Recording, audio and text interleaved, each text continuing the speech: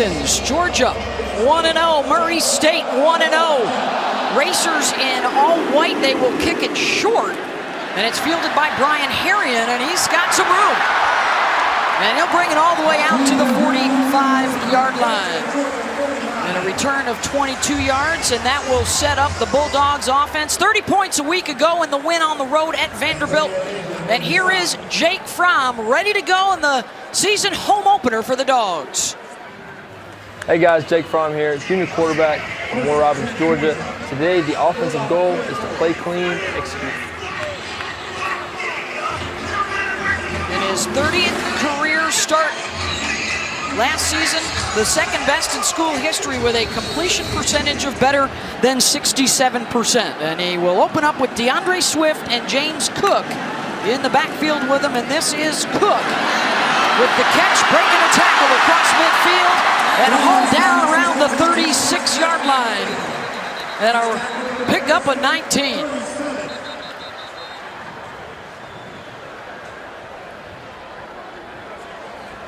There is no flag that we see on the field at this point.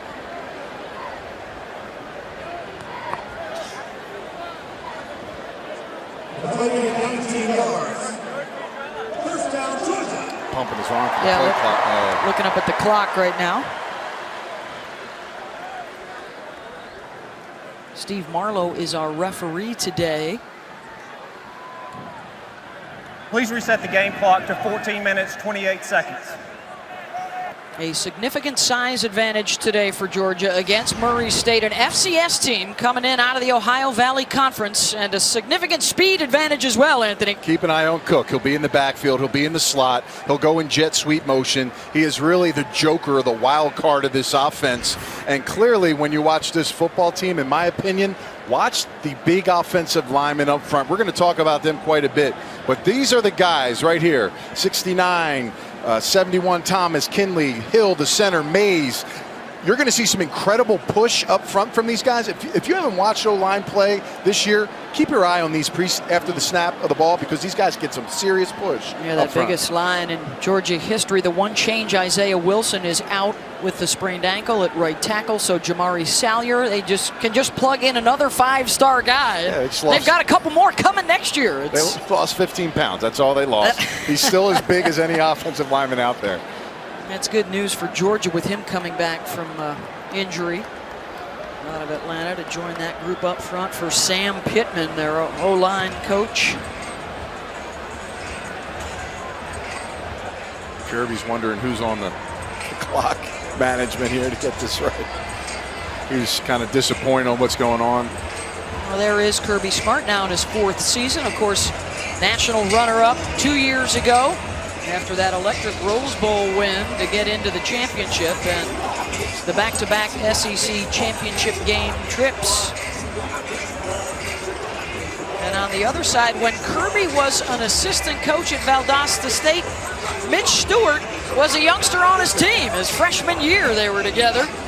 And last year, a 4th place finish in the OVC for the Racers. Of course, you may be familiar with their basketball team from this past winter, and Ja Morant made it to the 2nd round of the NCAAA basketball team. Clock to 14 minutes, 45 seconds. Coach Stewart mentioned on our call, he said, listen, you're stepping into the ring and you're going to take some blows, but make sure you give some as well. He said, look, there's going to be some punches thrown in this game, a physical game. We got to go out there and take them and give them and match the effort that Georgia puts on this field today. All right, we are ready to go now. The clock running, 20 seconds gone, and Fromm out of the gun with Swift beside him. Looking to the left, it's DeAndre out of the backfield at the 40, and down inside the 30-yard line, pushed out by Dior Johnson. How about today's Chick-fil-A impact players, Anthony? Yeah, offensively, you saw one of them. You know, for me, Swift is an outstanding running back. He can catch the ball. He can run with it. Also, Robertson, he really stuck out in the tape last week. Linebacker for Murray State, Caddis. He's their leading returner from last year as a tackler, and they're looking to him to make big plays on the field. Kieris Jackson, one of their starting receivers last week, out with a hand injury. So get a better look at their depth, and right now they are dominating up front. The helmet comes off of Kendrick Caddis on the carry by Swift. And a gain of 9, first down. An amazing push on the left side. Look at this, tight ends, tackles, double teams. Sometimes running backs don't get touched for 5 yards, Beth. Anthony, you mentioned the size up front and the push of Georgia's line. Murray State is going to have to employ some movement, some stunts, some twists, something like that to try to confuse that O-line. They'll spread it out with the 4 wides. Simmons and Robertson both to the right. Fromm will look the other way. The throw to the end zone, incomplete and a flag down. Matt Landers, the intended receiver, and Quinaz Turner had a hold of his jersey.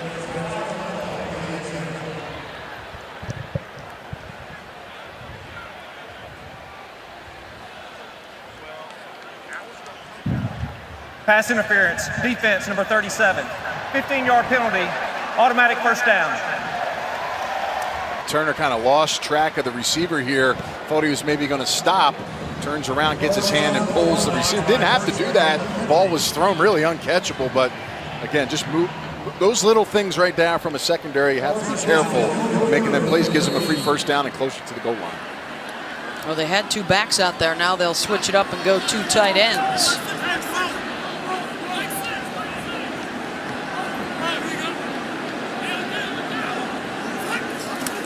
Right up the middle, Swift with a big hole, touchdown Georgia.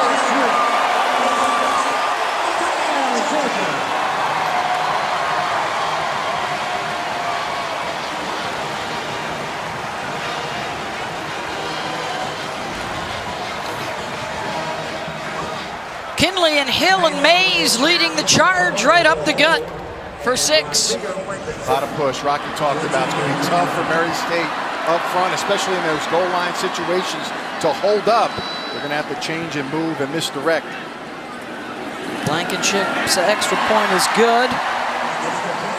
158th in a row for Rodrigo, and that was quick for Swift and the Dogs. 4 plays, 56 yards in under a minute and a half. Is it the best offensive line in the country? They sure looked like they're on the short list after that drive.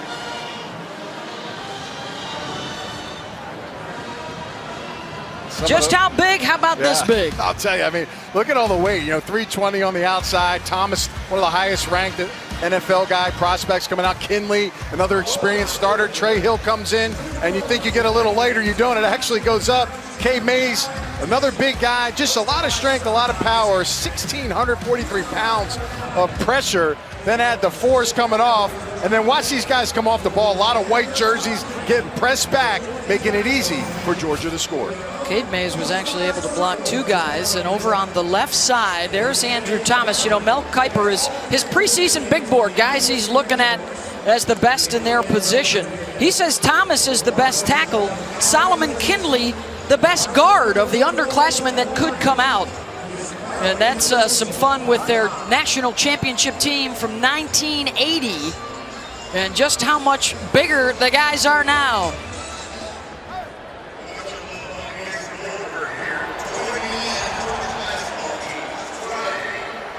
A lot of punch being packed up front. I think too, Beth, when you watch them, the biggest thing is they get so aggressive, so strong up front. In pass protection sometimes, they get a little top heavy, and that's something to watch. Last week against Vanderbilt, they had some ups and downs in those protection areas, and I think that's something that they'll get better at. They are swift on their feet, a la Swift there, taking a drink to cool himself down on this very hot day, which these Georgia players are contending with. 93 degrees at kick.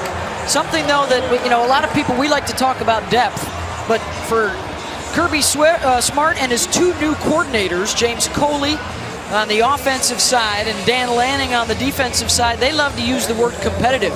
There is literally competition at almost every spot on the field, offensively and defensively, for the Dogs. Every day you're fighting for your spot. Every practice is like a game, and I think that's the way you treat it, and that's what's great when you have some of the best recruits in the country coming every year.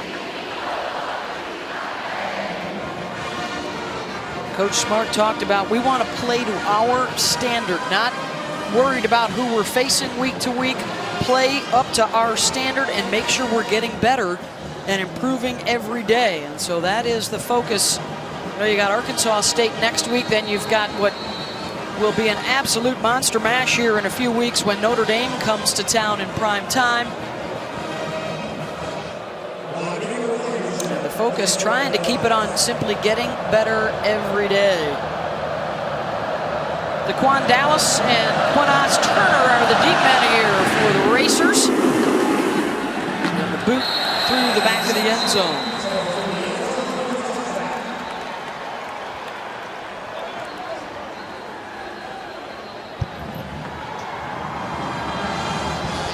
And for the Racers, a winner last week in their season opener. They beat Pikesville 59-20.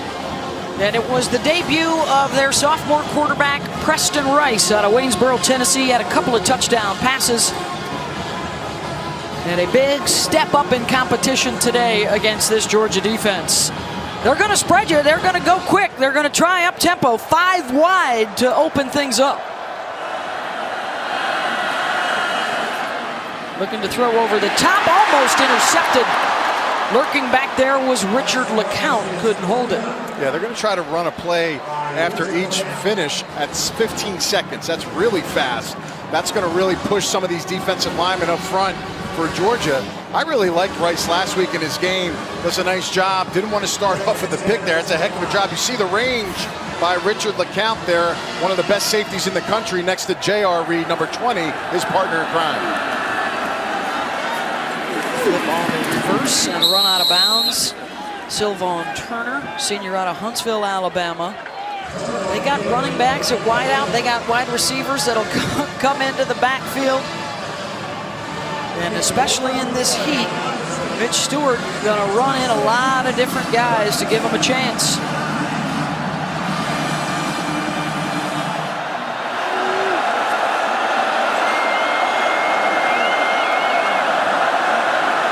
Check to the sideline on 3rd and 9.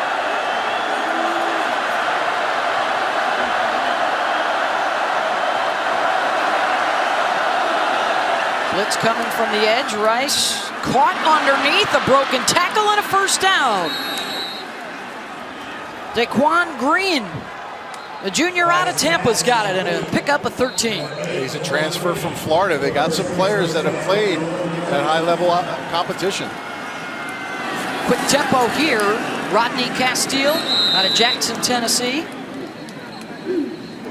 Ran for 63 yards and scored a couple of times last week.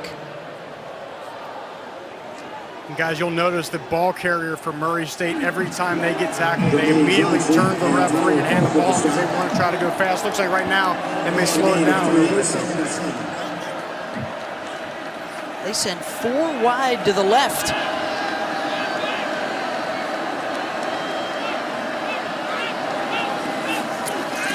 More pressure coming. Rice in trouble. Corralled and down he goes. Jermaine Johnson, the first guy there for the sack. And a loss of 12. Yeah, #1 recruit, JUCO recruit in the country, coming off the edge. And listen, you know, when you got extra bodies coming off, you see the strong safety come down the box. And Sam, you got to press it down as an offensive line. The cornerback has the outside defender there. They did not have a hot read in place and not able to bring it down. 3rd and 19 now for Preston Rice.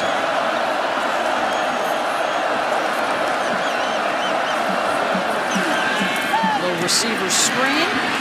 And out to about the 34-yard line. And the Georgia defense will force the punt.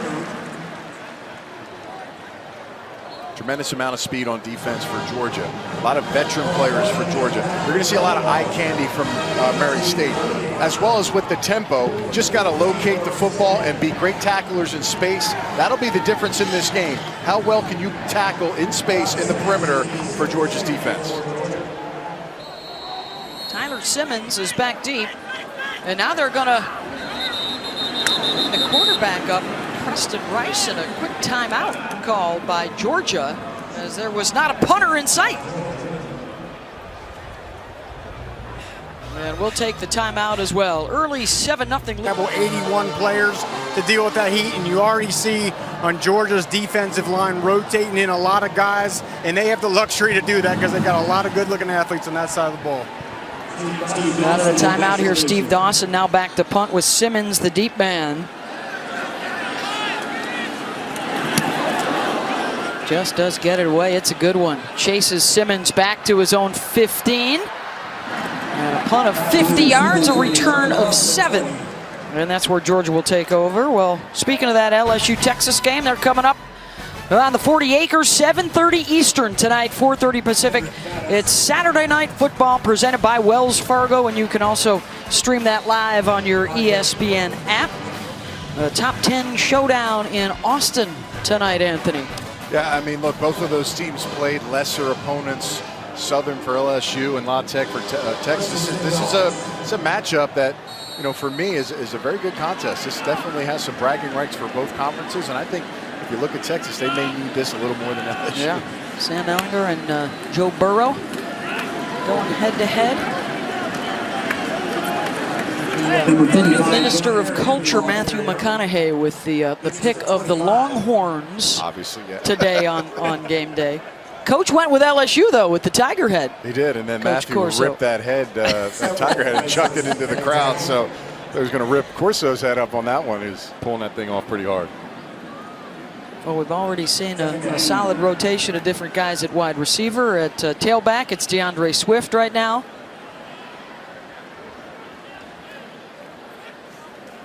Second and 7, little jet sweep for Cook. Nice block on the edge and out close to the 40-yard line. That was the tight end, Charlie Werner, the senior out of Tiger, Georgia, and a gain of 15. Yeah, the brother of Dalvin Cook, and he runs just like his brother, but he is so active for this offense. You can utilize him in so different spots. He's very slippery as a player. He's got tremendous speed. Someone, to me, that changes the complexion of this offense. Good block, too, by Lawrence Cager, the transfer from Miami. At 6'5", one of their new wideouts.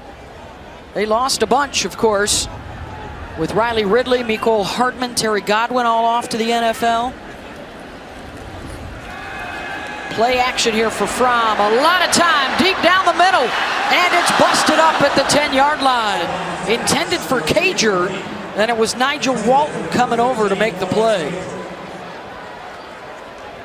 The backside as well, you had number 37 Turner, who I think Fromm was trying to beat him with the pass. He gets all the way across the field and able to get there on that point to knock it down. So, you know, we talked to Fromm. He said, listen, I look at defenses, when I break them down, it's all about rules, right? So every time someone comes, someone has to drop, or somebody rolls, they have to do something else. So he's going to live and die by those. It's going to be key for Murray State to change those rules today. Second and 10. Swift with the short gain. And it'll be third down.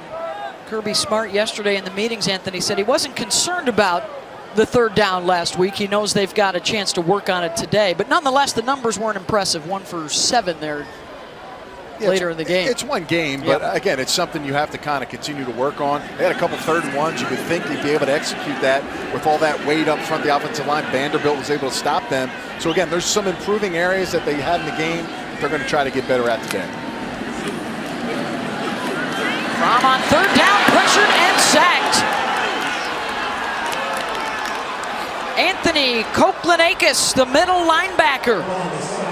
And a loss of 9 and a 4th down. Well, you know, one issue last week was the twist, and this is something Murray State just brings some interior linemen, twists them, and the offensive line weren't able to get off last week. It looks like it's still an early problem up front.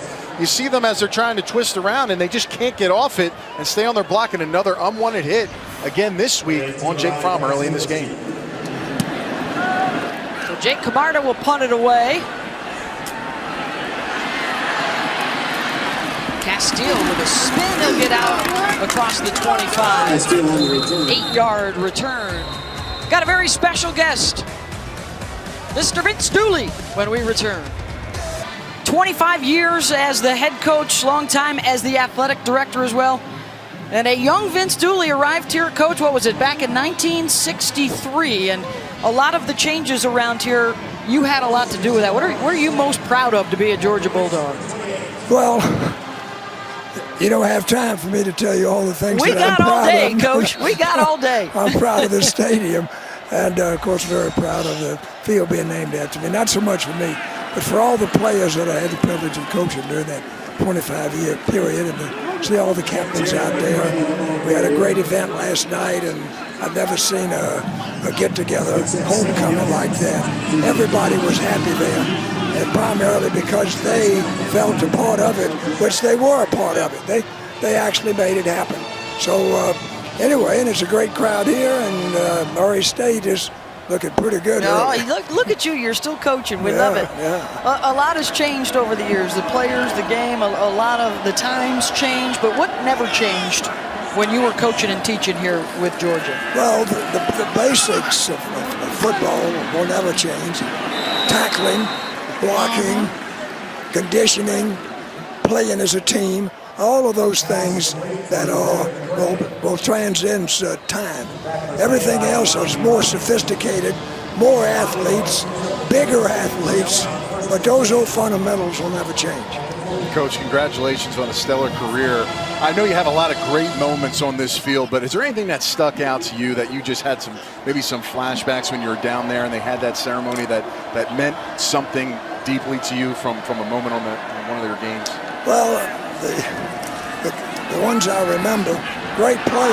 Look at there. There goes Murray State. Yeah. Breaking free for a touchdown. We better get ready to play here.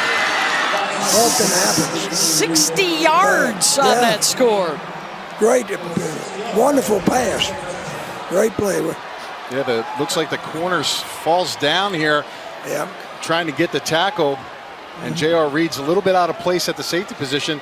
And that's Daquan Green, former Florida Gator player. So he's got that kind of speed, SEC speed. They got to watch for him in the second catch. There's so many of those teams that have that, like Georgia State, at the quarterback. There's so many athletes. And they can go to a lot of different places and have a great day if you're not ready to play them.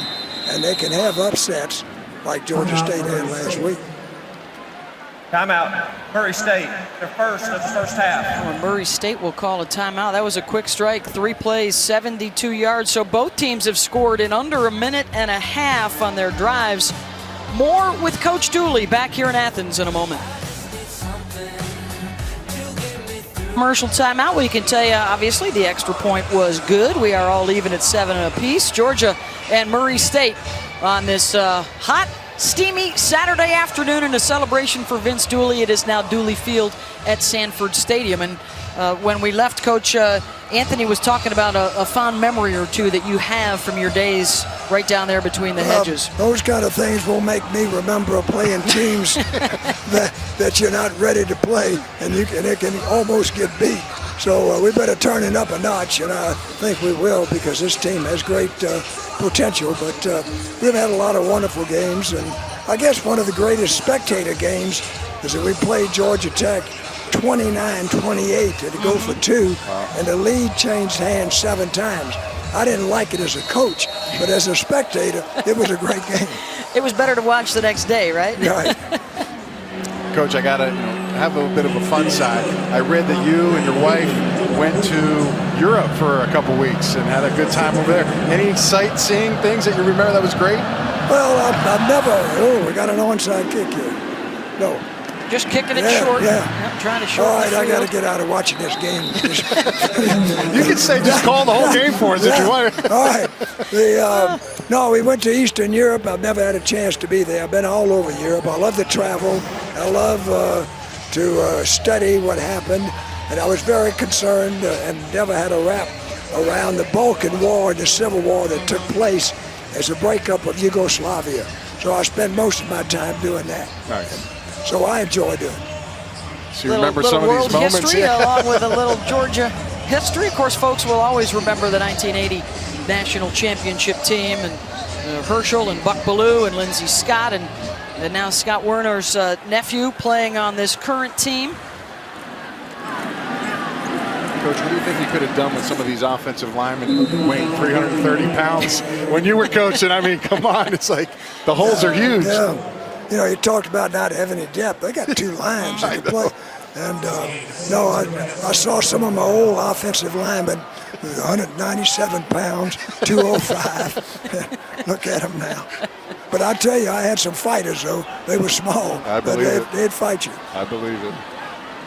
Well, your years here as an athletic director so successful as well, over 20 national championships with a lot of different teams on the men's and women's side. Good defensive play right there for Murray State. They are announcing themselves here in the first quarter. A loss of 3 there. But here's that 1980 championship team. The O-line averaged 6'2", 245, and now they're a sight taller and a little bit wider. Yeah, well, those guys were bigger than the ones when I first started. And that was pretty big size. Yeah, that's great moment. What do you remember about that Sugar Bowl? I saw so many of those players last night. Herschel, Terry Hogue, Scott Warner, all have been in the Hall of Fame. So there's some great players. You're in the Hall of Fame as well, the College Football Hall of Fame. As Fromm strikes across the middle for a first down and into Murray State territory. But what do you love about that 80 championship team in particular and that Sugar Bowl win over Notre Dame as they get ready to come to town here in a few weeks? Yeah, that's going to be something. That team won them all somehow, some way. You could make an argument that some of the other teams might have been, oh, what a hit. And a turnover, a takeaway for the Murray State defense. Yeah. Look at him, he's still going. I got to get out of here. This is getting too much excited. But I like to see a team that come in and get challenged by this big Georgia team and play like they're playing. They are giving it their all right now. And the takeaway here, a big hit. I believe it was Cameron Petty that knocked it loose right there from Eli Wolf. It's hard sometimes. You get stood up by a couple defenders. You can't go right down. And all of a sudden you turn around, you got 300 pounds coming down on you. And look at that ball pop out. I'll tell you, some early mishaps and some big plays now. Murray State trying to take advantage. Guys, that was a great job by the defensive line, turning and running as soon as that ball is caught. You would love to see those defensive linemen flying downfield. They can make big plays like that. Here they come with some pressure off the edge and a slant route, the connection into Georgia territory down to the 45. So, well, Coach, we congratulate you on everything that you have meant to the University of Georgia and for you and your family on a wonderful day today. It's now Dooley Field at Sanford Stadium. Thank you. Congratulations, Thank you very Coach. much. You got it. Absolutely. Pleasure. All right, good. I know you want to get back with your Georgia family and get things back on track for the Dogs. Yeah, that's what it needs to do. That's right. Vince Dooley with us here in the booth. And folks in Athens getting a bit antsy. A 7-7 game and Murray State driving now in Georgia territory. One thing I'm seeing as we're talking to Coach Dooley, the physicality, the tempo is equal to what Georgia's doing. I think this is a subtle surprise early on as we watch Murray State make some big plays in this game early. The thing about Murray State's offense from a run standpoint, AB, zone run. So you can have an undersized offensive line if you're running zone because you just got to get enough in the way of some of those big guys and allow a crease for that running back. That's right. And they got quick running backs that are very receiver-like. So they really do hit those holes. Let's see if the defense can make a stop here on third down.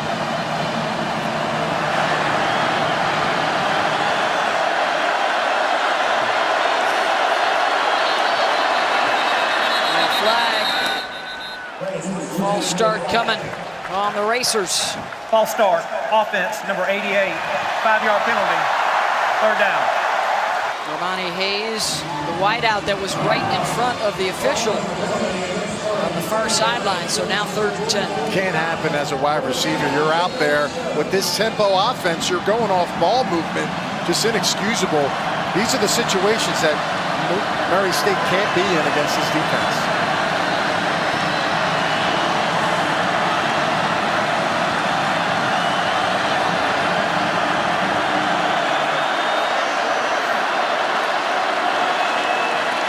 The 4-man pressure, and they get to the quarterback. Down goes Preston Rice. Swarmed up front and leading the way, the true freshman Nolan Smith. And it's 4th down. True freshman Nolan Smith coming off the edge here. Look at this bull rush. Wow, just trucks the tackle. It's the #1 rated recruit prospect from this year. I'll tell you, he is a stud. That's a heck of a pass rush on the edge. AB, that was a bull rush by a 235-pound man. Probably by the time he leaves here, he'll probably be 255. That was great. Loss of 5 on the play. A lot of excitement about not only Nolan Smith, but Nakobe Dean, another true freshman. And that linebacking core, Simmons will take it from his own 6. And down at the 22-yard line. And a return of 16. Tied at 7 here in the first quarter in Athens. Now an update from the studio and Kevin. Yeah, and Beth, the AT&T best performance after a very un-Trevor Lawrence-like opener. The Clemson quarterback is bouncing back 30 yards here to Justin Ross. Clemson winners of 16 straight games, longest active streak in the FBS, and over on ABC, locked up in a good one as we thought, 7-3 lead on Texas A&M. Thank you, Kevin. That's one of the big ones today. Of course, still to come later on ABC tonight, 7:30 primetime. LSU and Texas, and that's what Clemson has done with those 16 straight wins, including, of course, the national championship last year over Alabama. And that was a great game last year. I believe it was 29-27 or 28-26, and it was a contested game. I think that was not a game that Trevor Lawrence played much of. He was not the key factor in that matchup at Texas A&M. Now, you know, he's the guy. A little slow start last week, trying to pick it up here this week at the quarterback position. Alabama, by the way, 21-0 over New Mexico State right now down in Tuscaloosa. Already some excitement today with Army putting a scare into Michigan. The Wolverines had to win in double overtime earlier. And Ohio State, another impressive performance. They rocked Cincinnati. Justin Fields, the former Georgia quarterback here, a couple of touchdowns, both rushing and passing. Got to think offensively, they're going to try to impose their will up front, get this running game spark, see if they can break a big one here and open this game up a little bit. Swift, who rushed for 149 yards against Vanderbilt. The nice bounce to the outside. And there is indeed that big play. Run out around the 35-yard line of Murray State. And a 40-yard run.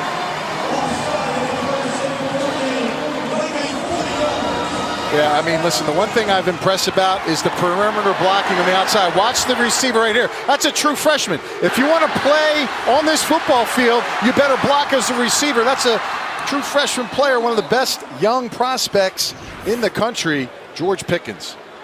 And now another fresh tailback, Zamir Zeus White, who made his debut last week and averaged 10 yards per carry. And another jolt right there up the middle for 10 and a first down. Well, think about Nick Chubb when you see this guy, right? Thick legs, he's very strong, downhill guy, and it's great to see him back from injury. To his ACL in his freshman year last year and also his senior year of high school. So it's like he's got that bounce back early on. Timeout. Murray State. Their second of the first half. 30-second timeout. That's the second of this half for Murray State. Georgia tied up, but on the move.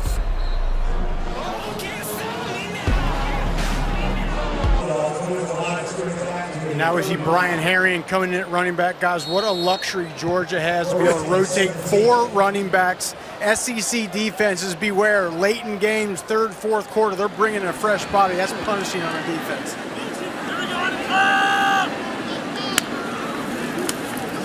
Herrien will get it. Nice blocks on the edge. Robertson and Pickens. And he'll pick up 6 or 7. And what could be a challenge, right? You got to manage 4 guys in that running back room. They all want the ball, but they all play unselfish and do what's best for the team. Yeah, I'll tell you, and you know, talk about unselfish. Look at the receivers, the tight ends on the edge. I mean, nobody's touching these backs. Talk about the offensive linemen getting on bodies. If you start blocking DBs and safeties and linebackers with smaller bodies, this running game may be unstoppable. Herrien again. Hesitation. Dives down to about the 14-yard line, and it's a first down Georgia and a gain of 7. some of the big things too, when you run the ball effectively downhill, it really makes it easy to suck linebackers down and DBs for the big play action pass that we'll probably see later in this game.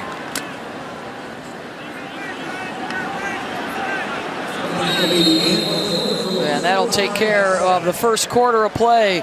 Georgia and Murray State even at 7. And the Dogs the move. They've got it 1st and 10 at the Racers' 15-yard line. They've gotten their fair share of chunk plays. How about 7 of 18 already of over 10 yards?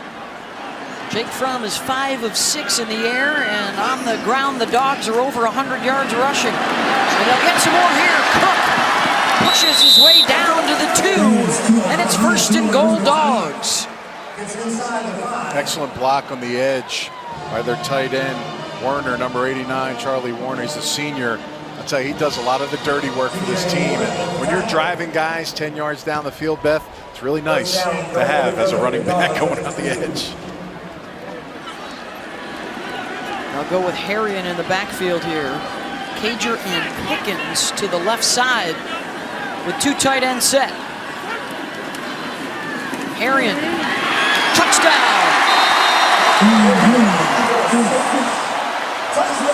He's gone over 1,000 yards in his career now rushing at Georgia, and he's got 6 right there for the Dogs.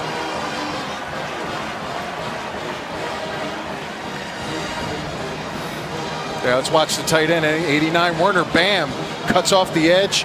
Just that collision there gives Arian an opportunity to make a cut inside and out, and it's very easy for him, the senior. He's got a lot of carries over his career. He's seen a lot of great backs making a big play. With the extra point. 7 plays, 78 yards in 2.5 minutes. And Georgia back on top as Harrion takes it home with a 2-yard touchdown run and a 14-7 Georgia lead. DeQuan Dallas, Quinaz Turner, the deep men.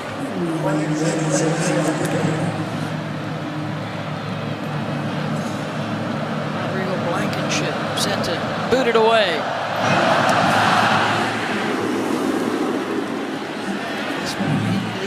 For the touchback. Today's college football rankings are brought to you by Northwestern Mutual.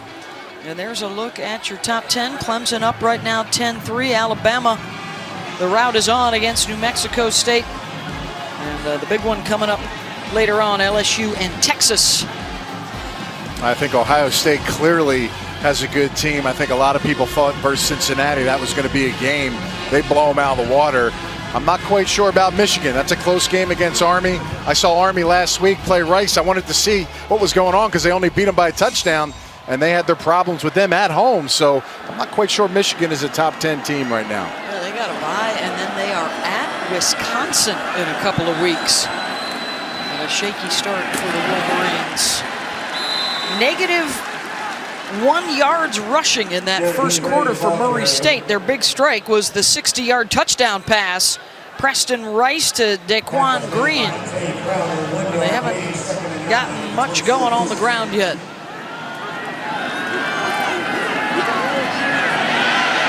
Good pursuit. Crowder, the first guy there. The ball pops out. Scooped up by J.R. Reed. And into the end zone for Georgia.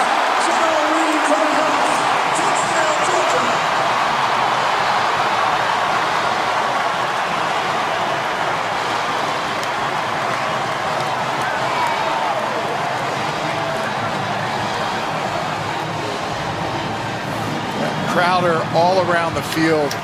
In every game I see him, he's just corrals him. And then the big hit right there by number 23 for this defense, Mark Webb, doing a nice job. And of course, Mr. Playmaker himself, J.R. Reed, the senior, picking that one up and scoring a touchdown. On the Thorpe watch list. Could make it 2 in a row for Georgia after DeAndre Baker won it last year.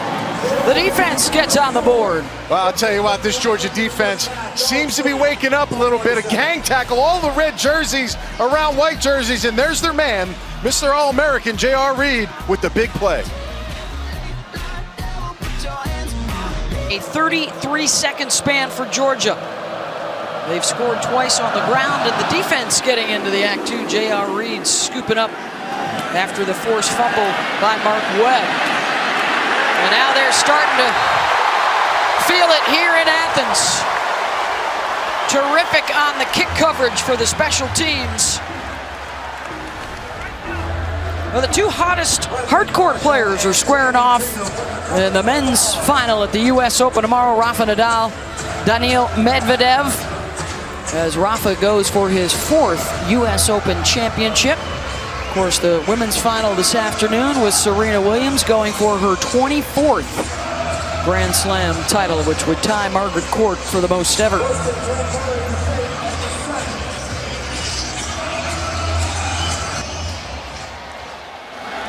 So how does Murray State respond after the giveaway and the touchdown for Georgia? Back shoulder throw incomplete. Well, one of the things they love to talk about here on this Georgia defense this year, Anthony, is the havoc rate. Sacks, pressures, takeaways, TFLs, and in the case of J.R. Reed, the scoop and score. Yeah, outside of the touchdown, the hard slant that Murray State scored on, this defense has been flawless, and I think that was a little bit of a wake call for them, Beth. Yeah, they gave up the 60-yard touchdown pass play. That's Jacob Bell and Eric Stokes on the coverage, the sophomore out of Covington, Georgia, who has really come on strong. Started at the end of last season and has carried it over into this year.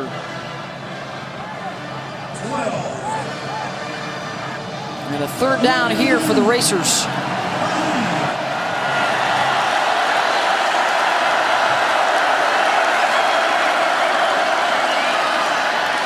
Receiver screen.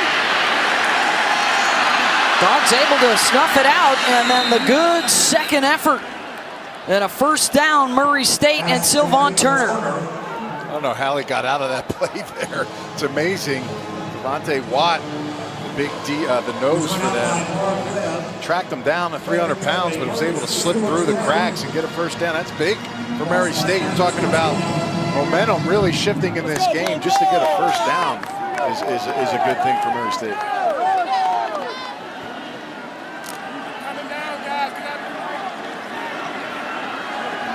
The gun from their own 20. Castile maybe got a yard. That was Michael Barnett, the grad student from Dorchester, South Carolina, on the stop. Guys, we had a freshman linebacker for Georgia's entered the game here. That's Nakobe Dean, one of the top recruits in the country. A lot of folks talking about him, and he's looking kind of like Roquan Smith did when he started to come in. An athletic linebacker was hurt last week, but running around now and making some plays. He's in there right behind Nolan Smith, the other freshman. Pressure coming. And they got him. Another sack for this Georgia defense. It's Walter Grant. And a studio update now with Kevin Connors. Beth, we have breaking news. Kevin, what a wild saga and story this preseason. Where does dysfunction go to get right? Go see Coach Belichick and turn the tail. And you know what? He ain't going to lose a dime if he lives up to the expectations that he was supposed to in Oakland. I can promise you this, John Gruden, watch his facial expressions on Monday Night Football, Ben, because I promise you, he is not a happy camper right now. Please reset the game. I still think that was a good move for the Raiders. There's no way that relationship in that locker room could have worked with him. They get a fresh start. Antonio Brown gets a fresh start, and we'll see if it works. 3rd and 15 here for Murray State.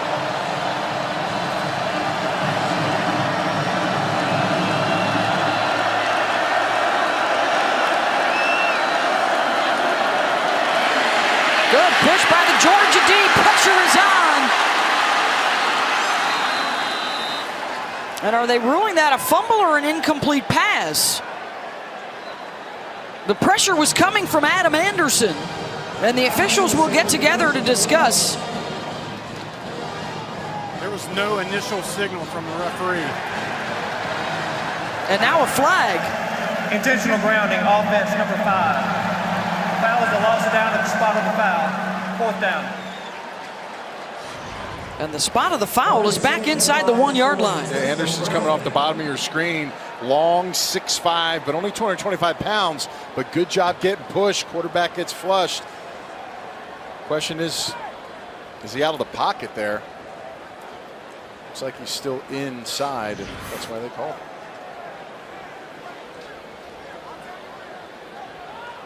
This is going to put Steve Dawson in a bit of a pickle. He'll have to punt this out of the back of his own end zone.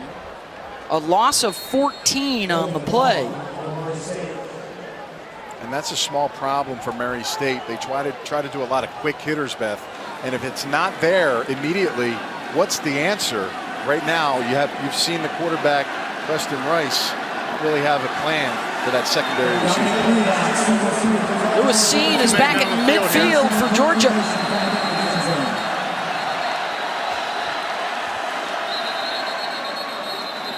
We've got whistles and a timeout called by Georgia. Timeout. Georgia, their second for the first half. Kirby not happy. Guys, he just gave the special teams coach the death stare right there.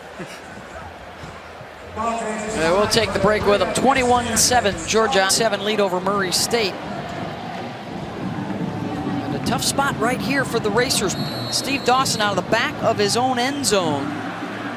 Dominic Blaylock is the deep man now at the 45-yard line.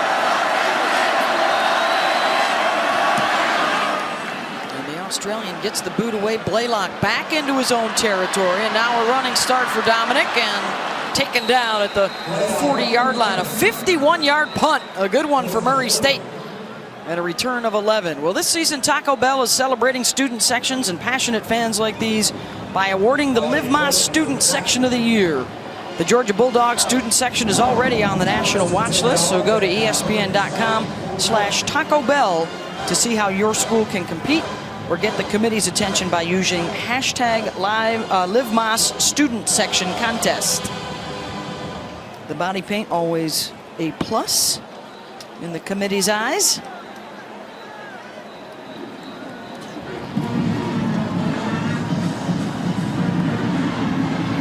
And now good field position here for Georgia. They've got a short one at the Murray State 41. Couple of rushing touchdowns. The defense has scored today. And it's Swift in the backfield with Jake Fromm. Junior is already on Kuiper's big board. A potential high draft pick if he were to leave after his junior season. The completion to Eli Wolf, but we've got a flag down. Illegal formation, offense, more than 4 players in the backfield, 5-yard penalty, first down. And there's an awful lot for the pro scouts to like about Jake Fromm. And guys, I can't tell you how refreshing it is. Every week I stand down there, I watch these quarterbacks, and most of them look to the sideline to the coach to have them tell them what play to check to, where to go with the football. Jake Fromm, so refreshing to see. He is in command of this offense. They send in a package of plays to him, and from there, it is his discretion which play they go with. Kirby Smart says it's a big advantage that he doesn't have to look to the sideline, so neither can the defense. And is that held on to by George Pickens, the one-handed grab for the true freshman out of Hoover, Alabama. James Cooley, the offensive coordinator, said, listen, he's a true freshman, but he's the purest receiver that we have on this team. And you see the control when he catches that ball, just kind of plucking it out of the air. He's going to be a special player for this Georgia team. Grabbed it with 2, reached with 1. The 6th rated wide receiver on ESPN, Swift. And a short gain there. How about another studio update with Kevin? All right, Beth and Dogs fans, don't kill the messenger here. This is Tua. Henry Ruggs the third touchdown pass of the day for Tua, who also just ran one in. Ruggs has a 75-yard touchdown run, 28-0 Alabama, Beth, on the SEC network. Yeah, big day for the Tide. against New Mexico State down in Tuscaloosa.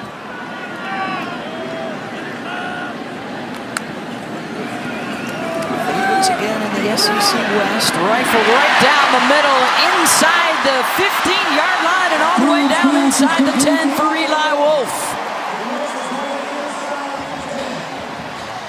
Great protection up front. And when you get that protection, it gives Fromm the ability to really survey the land and the field. And he's got his tight end on a deep dig route on the inside, wide open. And you see Eli Wolf go to work with the yak after the play. People say after the catch. People say he doesn't have a strong arm, Anthony. That was a rope. I'm standing down, and that ball just flew out of his hand. That was a nice job. Well, there's a sense of timing, too. The ball gets out of his hands when it's supposed to.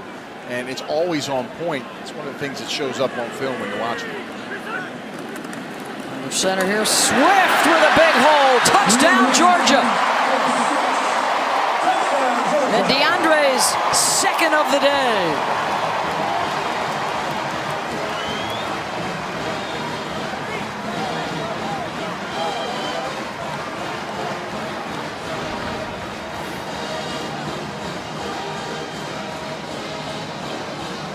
Terrific job blocking on the edge to open up the hole. That was Pickens and John Fitzpatrick, the tight end. And DeAndre now 6 carries, 67 yards, and touchdown runs of 3 and 10, and a 28-7 Georgia lead. Yeah, it's a misdirection to the right with one tight end. Fitzpatrick blocks out. You see Pickens, who's making himself known in this football game, catching and blocking, and no one's there to touch Swift. DeAndre out of Philadelphia. And there's his dad looking on, Darren. Looks like he put a couple weights up in his day. You know, Swift went to St. Joe's Prep, which was one of my rival high schools. I wouldn't have called it a rival when I was playing at Monsignor Bonner. But once I graduated, they started to pull some players in from Jersey, and that's when Prep started to turn the tables. And I'll tell you, man, he's a special back. The thing I like about Swift is he can do it all, right? He can catch the ball like a receiver. He's got great vision, great moves. Look, and he's sharing a lot of reps with the other guys that are coming in at the running back position, but he makes the most of his opportunities with splash plays. 1,000-yard rusher last year along with Elijah Holyfield, and prior to that, of course, you had the Michelle and Chubb combo at Georgia. Had a chance to hear from Herschel Walker pre-game with Rocky. Terrific group of running backs over the years here for the Dogs. And another touchback here for Murray State will kick your week off. It's week 1 of NFL Sunday with ESPN at 10 Eastern. The Sunday NFL Countdown crew will have all the latest. You could always watch the show live on your ESPN app as well. With Teddy and Rex and Matt and Randy, Morton Shefty, Lewis Riddick, and Samantha Ponder, and of course all the latest on Antonio Brown signing with the New England Patriots this afternoon. See how that goes, man. He's had a couple troubled receivers in his past. Jared McCray gets tripped up. And Murray State, nothing doing on the ground. Tyler Clark, the latest guy with the tackle there, minus 23 rushing. It's the movement skills of these defensive linemen. I mean, they shed blocks, they get off, and they make tackles. That's a heck of a move. The fact that he went underneath and came back out to make that play. Look at the discrepancy on the ground here in the first half, favoring Georgia.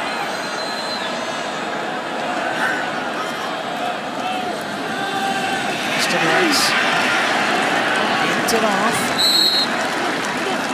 It's Jared McCray who had the fumble return for a touchdown earlier. Quay Walker with the tackle. Another one of this very deep group of linebackers, and it's 3rd down and 13.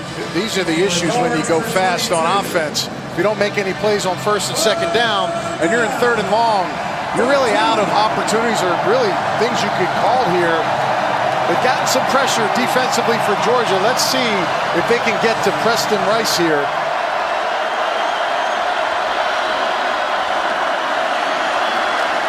Dogs bring 4.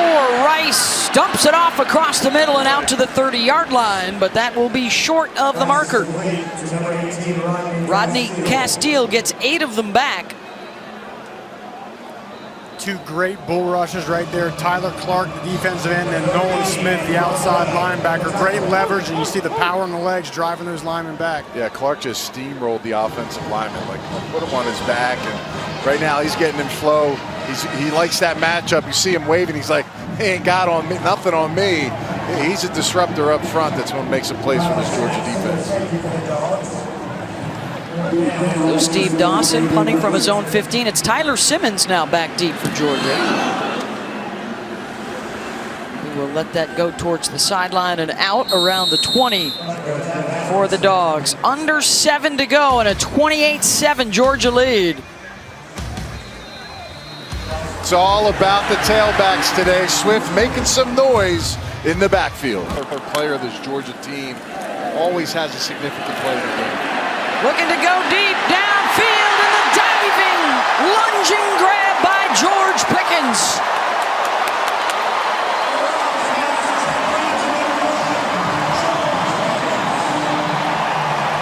Watch his arm pump. Doesn't extend to the last second and tracks that ball right to his body. That's a big-time catch right there by Pickens. Fromm talked about wanting to be more accurate downfield. He's doing it. After the 43-yard strike, he hooks up here for another first down to Wolf, down to the 15. Watch this, sells it all the way over. Just trusts his receiver to run by the defender. And look how he just tracks that head on hands. Unbelievable. It's a clinic. Back to the air again. Both feet down. Touchdown, George Pickens. And what a quick strike for Jake Fromm and the Dogs.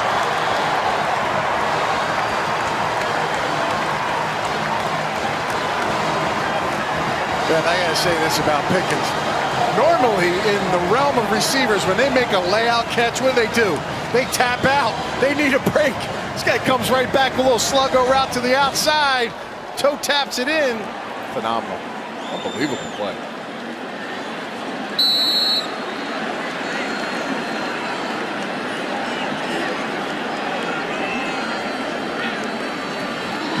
In a row completed by Jake Fromm. The last 3, a 43-yarder, a 22-yarder, a 15-yarder, and the first career TD for Pickens. Little coming out party here. Fromm obviously trying to get the ball to his guy.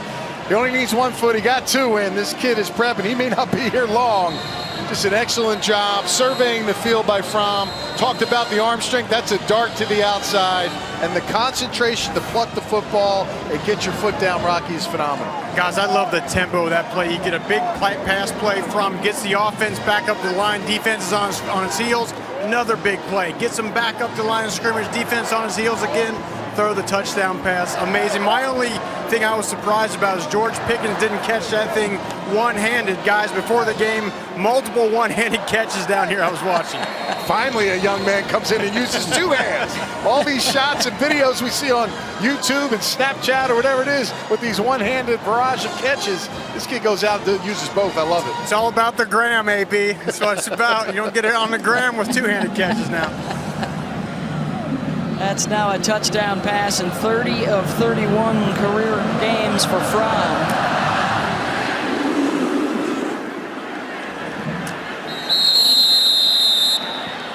Let's go back and revisit the drive there in that sequence of catches.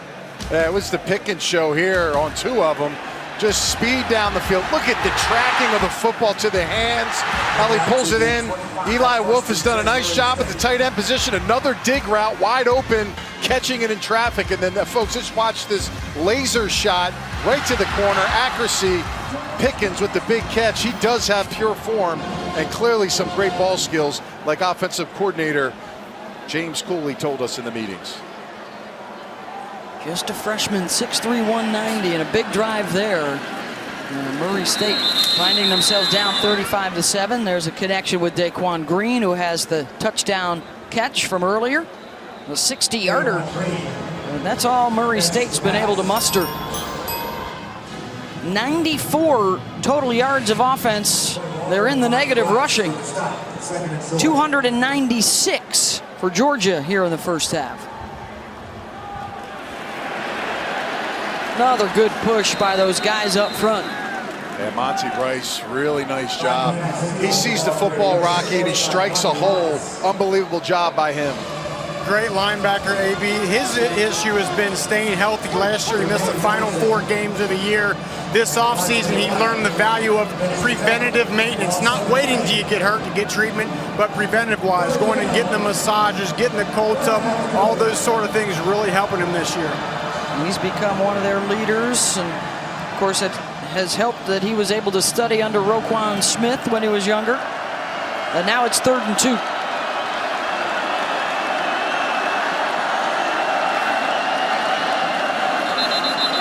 And we've got a whistle. Preston Rice upset because he thought that was going to be a big hitter. Yeah, Coach Stewart, both coaches on the field.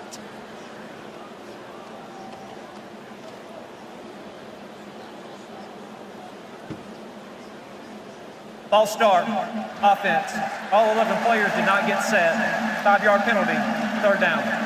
You know, Murray State's going fast, and when they line up, number 88, Hayes, went the wrong way, had to come all the way back. He didn't get set at the line of scrimmage, and then they set the motion in the backfield. Again, sometimes you trick yourself with all this movement and quickness at the line of scrimmage.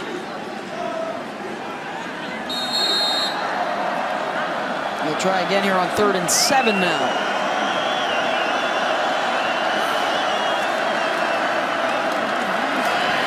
Rice stepping up into the pocket and getting hit hard at the 30-yard line. A swarm of Georgia defenders led by Tyler Clark.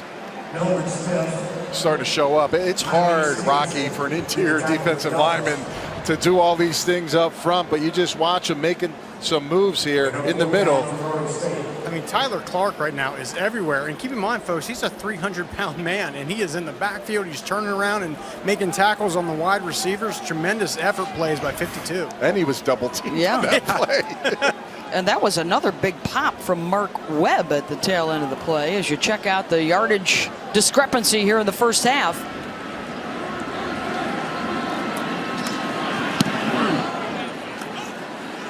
Simmons. Some problems with it. Now he's got some room to run. Simmons gets to the outside across midfield and all the way down to the Murray State 35, a return of 43 yards. And taken down by the punter, Steve Dawson. Guys, that was very impressive because a few minutes ago, Tyler Simmons was in the locker room. He had a right ankle injury. Didn't look like he was going to come back. Shortly, a few minutes ago, saw him come back on the field. Then he's back there deep, catching the punt, and then a nice return. Well, he's the senior leader of this wide receiver room. A lot of new faces this year with 3 of their guys heading off to the NFL. Kearis Jackson, the hand injury last week. We've already seen what George Pickens can do, the freshman who's been shining here in the first half.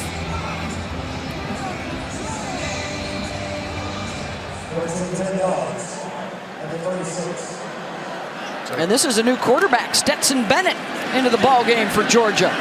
And he'll throw on first down, and he's got a completion to his tight end down inside the 15-yard line to John Fitzpatrick. I'm glad that James Cooley, the OC, is giving a dog a bone because these tight ends been blocking their butts off really all training camp, and last week against Vanderbilt. They're doing it again, and he's just finding the security blankets. A good job with his eyes, staying calm in the pocket. Stetson Bennett here, he's only got a little bit of Baker Mayfield in him from what I've been heard, Ben. Coach said it maybe a little too much. We'll see how that comes out in this game. 22 yards on that connection. We'll let him throw again here. Almost intercepted. That looked like a little Baker Mayfield, maybe his sophomore year there.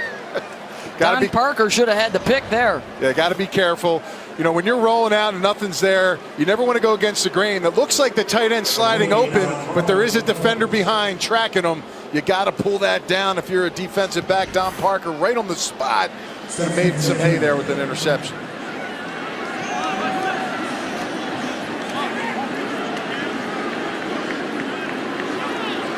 Zamir White now the offset back. And the give is to Zeus. Down to the 5-yard line behind big Jamari Salyard. No wasted motion by these backs, right? When that hole's there, and they're usually there with these offensive linemen, they hit it and they get downhill. And then guys like number 3, White, he'll inflict pain on the defense with his physicality and his body. So you get kind of a double whammy. You get the big uglies up here pounding away on the defensive line, and then when the linebackers come up or the safeties, they take the hit by the running back. So just a lot of physicality with this Georgia offense. 2 carries, 18 yards for Zamir.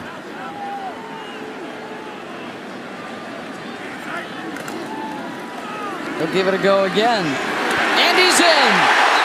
Barreling into the end zone. Touchdown, Georgia.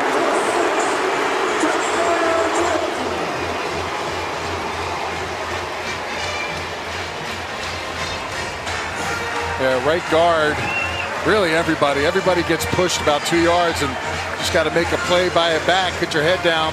But look at the push. You see Werner in the outside finishing his play right down the gut, the center, Hill, Kinley, right guard, Mays, all those guys. Just get behind him, and the running back finds a hole. First touchdown today for George Pickens, and now the first touchdown for the young Zamir White, and a 35-point second quarter for Georgia. Let's check in with the studio.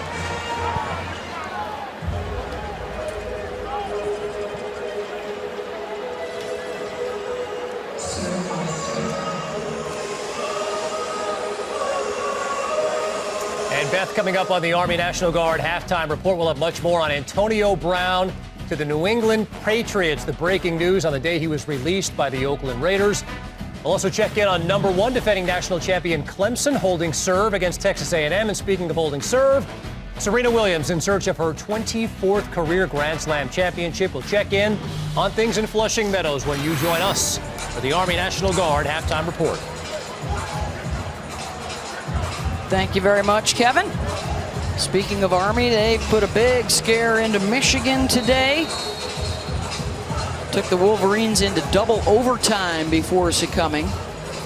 And elsewhere, Ohio State rolling. Alabama up big. Wisconsin rolling. That Clemson-Texas A&M game, 17-3 right now. And still to come, 7:30 tonight on ABC, LSU at Texas.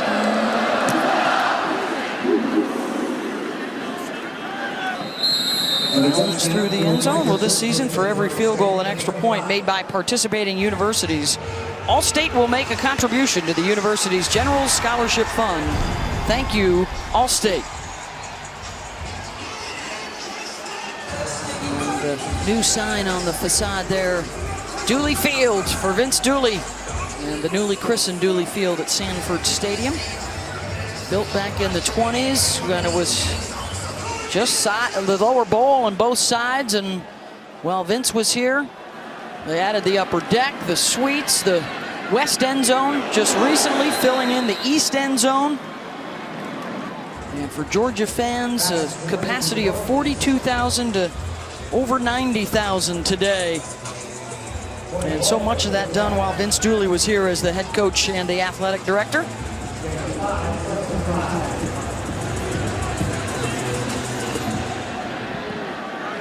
National championship team back in 1980, winning the Sugar Bowl against Notre Dame to complete the undefeated season. And I'm sure for a lot of folks, you still have Arkansas State next week, but thoughts have already started developing about the Fighting Irish coming to town for a prime-time game here in a couple of weeks.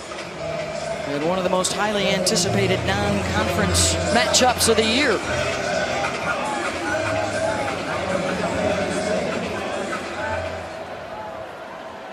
Third and 3 for Murray State out of the Ohio Valley Conference. Rice will run for it, and he'll get it. He's not going to take a knee, not going down with the slide, and it rumbles all the way down inside the 35-yard line of Georgia. Coach Mitch Stewart talked about his quarterback plays the game like a middle linebacker, and clearly he's looking for contact here. Watch how he's able to escape. They kind of contain him on the inside, and he's just looking to put his shoulder into somebody, And I'll tell you now, Eric Stokes, number 27, wasn't really prepared for him to do that. And I'm sure he's pretty disappointed the way his team started this game out. He's looking to take some anger out on somebody. And I think they were anticipating the slide there, right? And it never happened. I will caution him. I've just seen this. Next time that happens, Rocky, you better make sure you slide. Don't go out there trying to do it twice in a row. Well, because now the defense is not going to give him the benefit of the doubt. They're going to go after him, no question.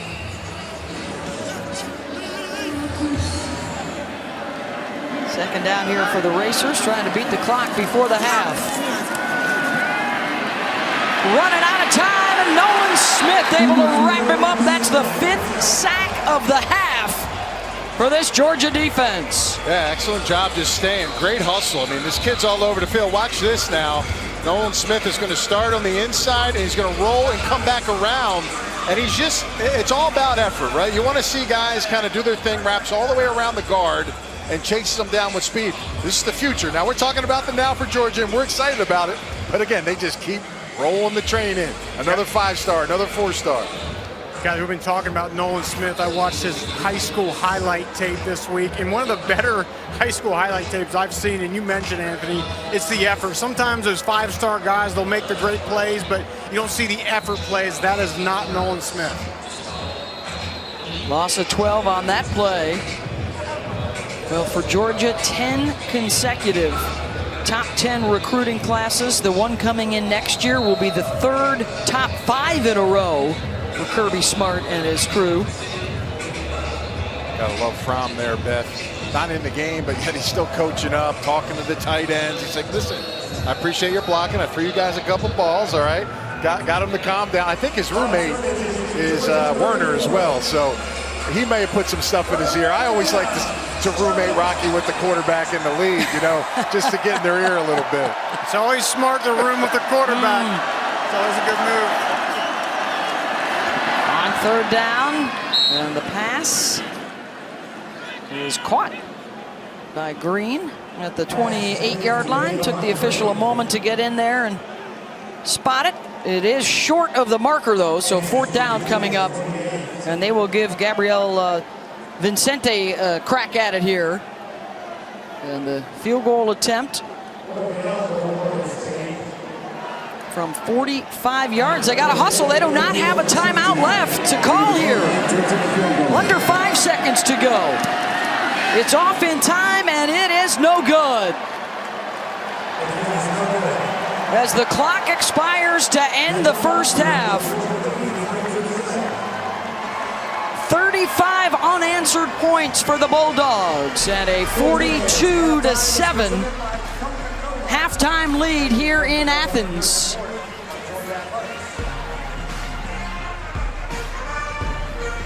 Rushing touchdowns in that first half from 3 different guys: DeAndre Swift, Brian Harrion, and Zamir White. And the first career scores for White and George Pickens, who had a touchdown catch from Jake Fromm. As we welcome you back here to the newly christened Dooley Field at Sanford Stadium. Beth Mowens along with Anthony Becht. We got Rocky Boyman with us as well.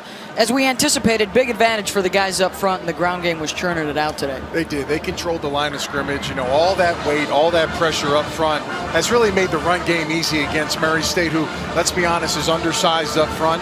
I'll tell you what, the one guy that stood out to me for Georgia is true freshman George Pickens, right? This guy went on the sidelines and made some great catches. He seemed to have a really nice connection with Fromm. That could be something that could take him over the top as this season goes on. They hooked up for a 15-yard touchdown in that second quarter. The scoring for Murray State, it was the Preston Rice to Daquan Green 60-yard touchdown strike. They have struggled to get anything going on the ground, so they'll head back to the air.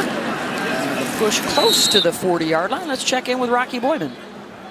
Guys, I talked to Kirby Smart at halftime. He said early in that first quarter of that game, it looked like Murray State was playing harder than we were. But then after that, really pleased with the effort. Mitch Stewart from Murray State said he just wants to continue to see his team fight. He said, look, we know what we're up against. I just want to continue to see my guys fight for all 4 quarters.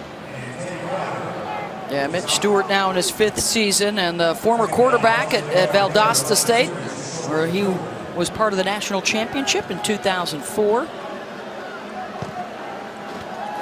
were a 4th place finisher in the OVC last year.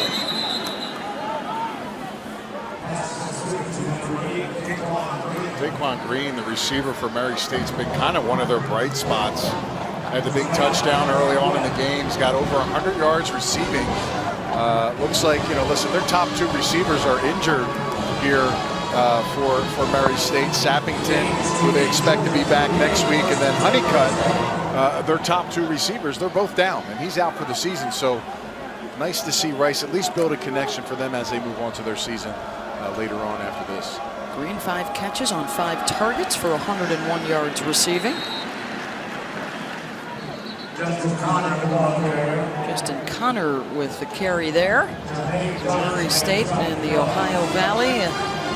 John Morant, last year that terrific run in the NCAA basketball tournament, the upset of Marquette, and then lost to Florida State in the 2nd round, and Morant going number 2 in the draft behind Zion Williamson to the Memphis Grizzlies. Virginia Tech coach Justin Quinte, also a Murray State grad. Keep it on the ground here, and nothing doing once again. With temperatures above 90 degrees, we've seen a lot of different guys. Perhaps the potential, the greatest for Jordan Davis, the freshman All-American a year ago, the sophomore out of Charlotte. Had a tackle for loss and a kick deflection last week against Vandy. I was a little worried about him going sideline to sideline because of the tempo. Coaches are like, no, we're good. We want him to get that extra work in, some of that extra cardio in game for the season. 3rd and 10. Out into the flat. And again, the Georgia defense able to swarm and make the play. That was to Connor. And it's 4th down.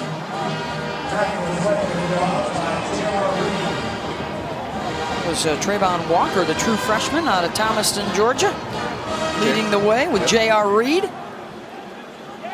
He's one of the top safeties in the country. Him and Richard LeCount, number 2, maybe the best tandem in college football. But he's a 3-year starter, and he's just, I'll tell you, he is the quarterback of the defense, because we had a conversation with him and Jake Fromm, and he is very intelligent. The son of Jake Reed, of course, former Vikings receiver. It's impressive. 38 yards on that punt right there, and Georgia will have it when we come back. By Vince Dooley as the athletic director. For Vince Dooley, once a coach, always a coach. When you guys had him in the booth, he was living and dying this team between the lines here. Yeah, some of his team's worst plays were when he was in the booth and he was telling me and Beth, I gotta get out of here. I gotta get out of here. Be honest, when you're a fan watching your team and you're sitting in an exact spot, or you've got your hands and you're a certain way, you can't move if things start going well, right? You can't leave that spot regardless of how long you got to stay there. There's no doubt. Or you got to get back to it if you did move.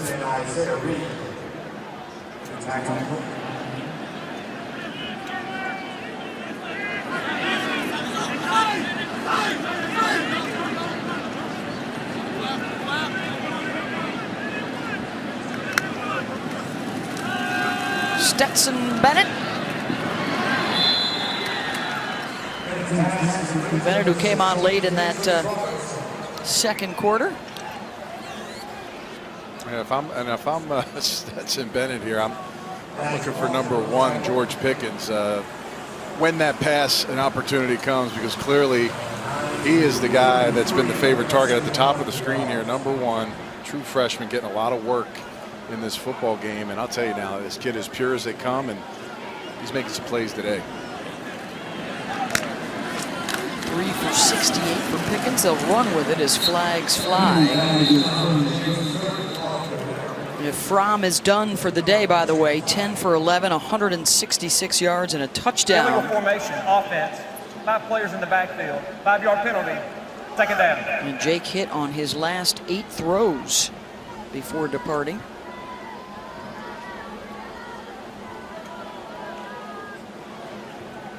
There's the numbers for Jake.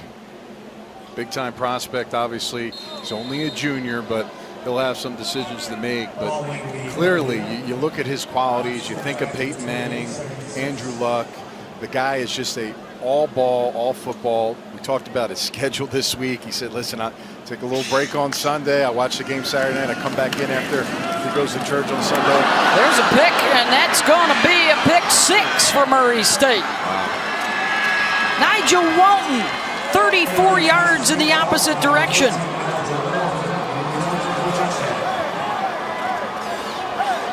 He almost had one intercepted down near the goal line in the first half, and this one is taken the other way. Yeah, you know, he tried to get this out quick, but he's a little late on that.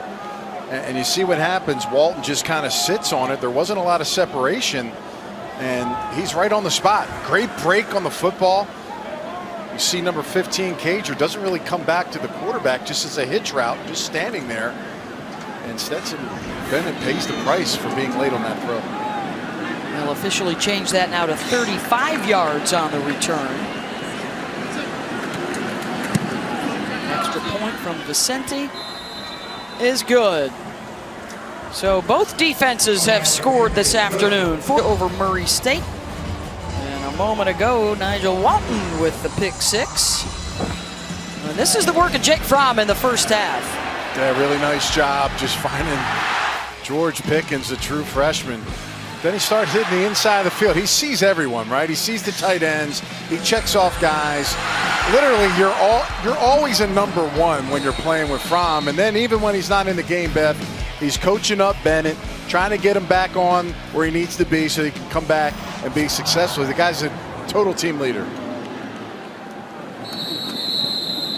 Fair catch on the kick for the Bulldogs. Of course, Fromm can come back to Georgia next year, or he could opt to head to the NFL. Mel Kiper on his preseason big board has Tua as the top quarterback, followed by Justin Herbert at Oregon, and then Fromm, a first-rounder. And guys, I always laugh. It's like we always classify players one of 2 ways. They're either athletically gifted or they're smart players. And it's like the same thing with Fromm. We always talk about how intelligent he is, which is, of course, the case. But I think he also is gifted. You know, some say he doesn't have a great arm. I think his arm is fantastic. I think he moves well. So I think he's the complete package, which is why he's high on that draft board. Rocky, pre-snap analysis is going to be tremendous when you're talking about going to the NFL. He has been doing that since his freshman year. He did it in the championship or in the playoff against Oklahoma his freshman year. I mean, this kid's just on top of it, and he continues to grow. He talked about some of the things you need to work on. He said, I need to understand my offense better, you know, third downs, working my feet in the pocket, you know, getting the arm strength up. He said he really worked on his core in the offseason, and he watched a lot of Drew Brees tape, Beth. Yeah, you love to hear these guys, you know, they put in the work in the film room, not only, you know, self-scouting, but hey, who do I want to try and you know, take some things from that are doing it right and have been doing it well a long time. And we hear the word polished a lot when we talk about Jake Fromm and the similarities to a Brees. He also watches some Tom Brady film. The best thing that I heard in the meetings, James Cooley, the offensive coordinator, said, listen, I got to make sure myself and my staff, when we go in, big run for Zeus White. Down inside the 35-yard line. When I go into that meeting room to start the week, we better be on top of the offense because this kid's going to go in there and pick us apart. You see White here doing a great job. We talked about his physicality. He's got that downhill running style, again, for 29 yards. But they got to be prepared because he's such a knowledgeable player of the game, Jake Fromm is, and I love it. It keeps your coaches on their toes, right. And it also keeps, you know, everybody in line. Here's a new guy in the backfield, Kenny McIntosh, true freshman out of Fort Lauderdale.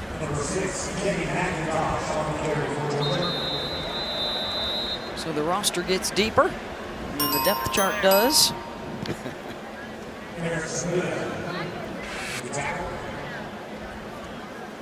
That's what we got coming up tonight. ABC primetime at 7:30 Eastern. Saturday Night Football presented by Wells Fargo. And Joe Burrow, the Ohio State transfer, playing against his old coach, Tom Herman. You know, it's interesting when you watch the game. this is the first year they've really put this new offense, this RPO, and to them it's like this new age stuff when we were interviewing them on game day, but really they're behind the times still. I mean, they don't have a lot of experience in it. I know they did great last week, but how quickly will they be able to continue to go? The one thing, Rocky, that I've noted, they got a lot of athletes on the field that are finally getting the ball in their hands that maybe when they were running 2 receiver sets, not so much. It's always good to spread the ball around, get a lot of players involved, that makes players excited to get out there and play if they know they have a chance of getting the ball in their hands. One thing that's true is LSU's defense. I promise you this, and one thing Ellinger does, he uses his legs quite a bit. He takes a lot of unwarranted hits. He's a tough guy, but I'll tell you now, you make a bad move against LSU, they'll make you pay, and them DBs on the outside will not make it easy. He has to find those tight window throws and make completions, or it's going to be a tough game for them. I think I like LSU slightly in this one. Led by Grant Delpit. Could be a top 5 pick as James Cook carries down to the 31.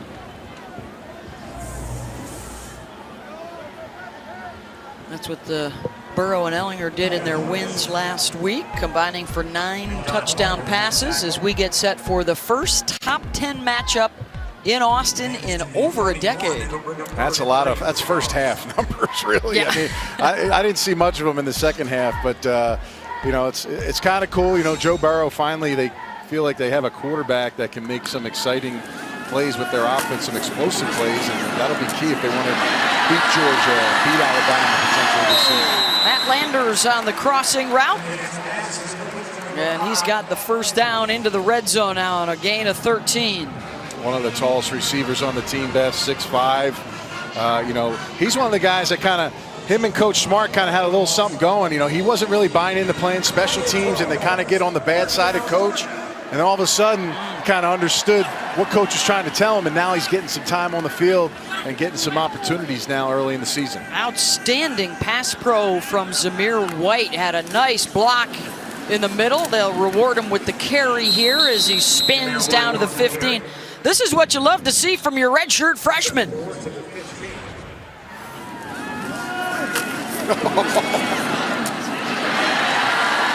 Hey, Rocky, I can't say that you've taken many of those hits, but that linebacker looked a little high when he came through the line of scrimmage. You don't want to be taking those hits to the chest like that, but, at the next level, and of course, it's too early to talk about that with him, but, that's what these coaches want to see.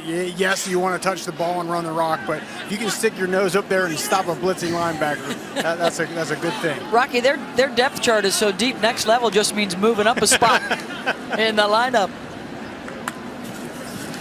2nd and 6, under pressure. Bennett into some traffic, incomplete. Looking for Landers, and we've got a studio update with Kevin. Hi, Beth, check this out. Nebraska leading Colorado 17-7. How about Steven Montez to KD Nixon off the flea flicker, 96 yards, longest pass play in school history. What a call by Mel Tucker, but then they give up a 75-yard touchdown in the first play of the next drive, 24-14, Nebraska. Wow, back and forth with Montez and Martinez. That rivalry has gotten a little chippy the last few years with the return of Scott Frost in Nebraska. Here comes the 8th play of the drive for Georgia. They started back on their own 25-yard line. Bennett to the end zone, got a man open, touchdown, Demetrius Robertson.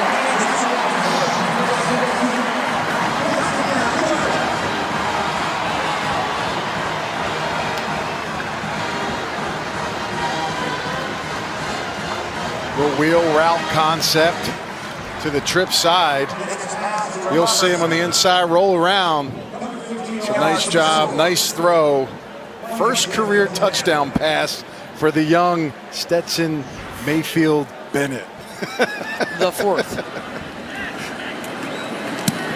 49-14. Georgia, 5:22 to go in the 3rd. First time for Stetson to the corner of the end zone, and another Georgia looking to get to 2-0 with Arkansas State here next week, and then the 3rd game of their 3-game homestand would be Notre Dame. Went up to South Bend and won there a couple of years ago. Let's get another studio update with Kevin Connors. Yeah, and Beth, we talked about it after the 96-yard flea flicker for a touchdown. How about this? Adrian Martinez, screen pass, Maurice Washington, 75-yard touchdown, the first play of the very next drive. Nice little screen that goes to the house, 24-14 Nebraska on top of Colorado. Well, that's a fun one out at Folsom Field. And, of course, Mel Tucker, the new head coach for Colorado, was here last year as the Georgia defensive coordinator. He moved on, as did offensive coordinator Jim Chaney, back to Tennessee. So 2 new guys, and James Coley and Dan Lanning here this year for Kirby Smart, who talked to us yesterday about how, you know, it was time for a little more energy and doing things a little bit differently in practice and in their preparation in the offseason to get ready for this year. So they changed some things up to try and stay fresh. Yeah, they had to, you know, keep the energy up, right? They had to do some one-on-ones. They said even when they install plays now, they try to, you know, show Swift and stop the install and put maybe a play of Alvin Kamara or some big-time running back in the NFL to show the similarities of their skill sets, just to keep them from dozing off when they turn the lights off. You know, back when me and Rocky played, they turned the lights and they put this plastic piece of paper and the coach would just draw plays on it. And you literally, like, you know, you need smelling salts to keep the guys up, right? You wrote it down on your notepad. Notes that don't have. Notes doesn't work anymore. It's repetition. They even do walkthroughs now so many times throughout the day just to keep the players up and going so they can actually feel what they're teaching in the classrooms. And I love it. I mean, you got to stay on top of it. That's the key for good coaches, is really kind of staying on top of the trend. Video-driven world right now. And on 3rd down and short, I think the Racers are going to be able to move the chains here, Rocky. Well, guys, this is the age of no attention spans, right? I think we don't wait for anything. You know, we don't wait for packages. We don't wait for calls. Nothing. I think that's just bleeded down into the younger crowd. They're just, the attention spans are so low. But look, as a coach, I think you can say, oh, you can complain about it and say it should be different. But I credit this staff and other staffs around the country that say, look, this is the reality. This is what we're dealing with young players. So let's adapt the way we teach our kids. Preston Rice, meanwhile, 17 for 19 and 17 for 20. Got 161 yards and a touchdown on a day where, as you can imagine, with the size differential and the speed differential, the run game hasn't been able to get going. I'll be honest with you, Beth and Rock, I make my kid bring a notepad and a pencil every day. So he's going to have some of them old school values. And I'll tell you, I know Jake Fromm's got a notebook, a trapper keeper, a protractor, you know, anything he can do to make it an edge on. It's just unbelievable. But the kid is just dialed in. I'd love to sit down and just watch him for a week, Rocky, go through his plan, because he is one of the most prepared players I've ever been around. It's such a luxury as a coach to have a guy you want your quarterback to be the first guy in the building, last guy to leave. You don't have to worry about his dedication or how much he's into it. Jake Fromm is 100%. He eats, sleeps, and breathes this game. If he's got a mystery machine, Scooby-Doo lunchbox, we need to find out about that on social media. Now, that would be old school. How much?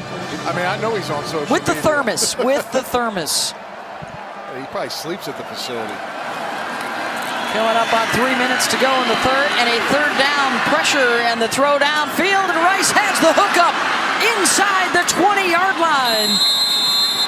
First down to Jacob Bell. Jacob Bell was nice job avoiding, keeping his eyes downfield. Bell tracking that ball in. He's one of the rising receivers. They're expecting a lot from him. That's a 50-yard gain. Now, again, going against some of the guys that don't have a lot of playing experience for Georgia, but Kirby's not going to accept any of that from his defensive players in the game. Out into the flat, Thomas. That was Tyson Campbell coming up for the big hit.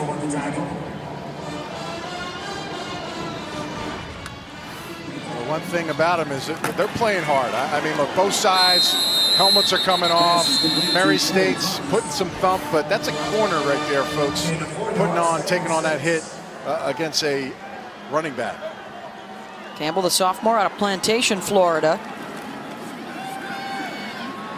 Rice. Another nice hit out of the secondary. That was Christopher Smith on Breon Sanchez, the converted basketball player.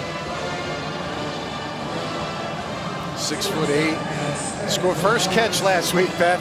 He's a basketball guy now, 6'8". He went up and tried to dunk it through the goalpost. He got rejected. He got a personal foul. He got the touchdown. Coach was like, man, the last thing you could have done is at least been able to dunk it through the goalpost if you're going to go up and do it. Gets rejected instead. Third down. Hit as he throws into the end zone off the ricochet, and it falls incomplete. Jermaine Johnson got right up into Preston Rice, and it's fourth down. Yeah, he just comes right through. They don't pick him up. You know, talked about Jermaine Johnson, the #1 ranked JUCO player in the nation, and just making a big hit on the quarterback. It's all about disruption. That's how you're going to get on the field. So much depth at the running back position, Rocky. Got to find ways to show up on film, and that's definitely one way to do it. Preston Rice, the quarterback, was not happy. He wanted to go for it there on fourth down. They'll settle for the field goal attempt. Final minute plus of this third quarter. It was a 7-7 game into the second quarter, and then a 35-point explosion for Georgia, including a defensive score, busted this open. Well, the 50th season of Monday Night Football kicks off on ESPN, ESPN Deportes, and the ESPN app. It's the annual Week 1 doubleheader. The Saints and the Texans at 7 Eastern, and then out to Oakland for the Raiders and the Broncos. A special edition of Monday Night Countdown kicks off our coverage at 5 Eastern, as the Raiders and Broncos will meet for the 19th time on a Monday night. That's the most played rivalry. So you'll note there is no Antonio Brown amongst the current Raider wide receivers, released today and signed today by the Patriots. So their big free agent pickup, Tyrell Williams, and then also Hunter Renfrow, the rookie 5th-round pick out of Clemson, amongst the guys that will try and pick up the slack, along with Alabama running back Josh Jacobs, another 1st-round pick.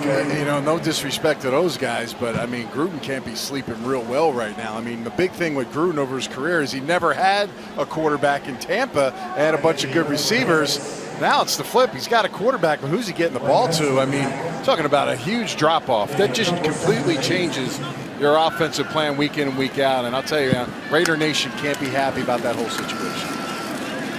Well, the good thing is they've been working without Antonio throughout the preseason, so there are opportunities there for other guys. But they're not Antonio Brown. They are definitely. This is Antonio Brown back in 2008 when he was at Central Michigan and he played against Georgia.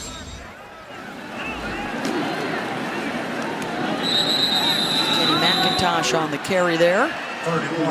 So, AB, now that they, of course, save all that money they were going to pay Antonio Brown, do you see them trying to make a move, make a trade, and something for a veteran receiver? You got to. You got to find something out there. And I like second quarter. He's on point there. We're just going to leave that right there for the folks at home. He's on the beat. I like it. He's not tone deaf. A beautiful day here in Athens. They unveiled Dooley Field at Sanford Stadium in honor of Vince Dooley. Looking for the deep ball. Pickens couldn't hold it.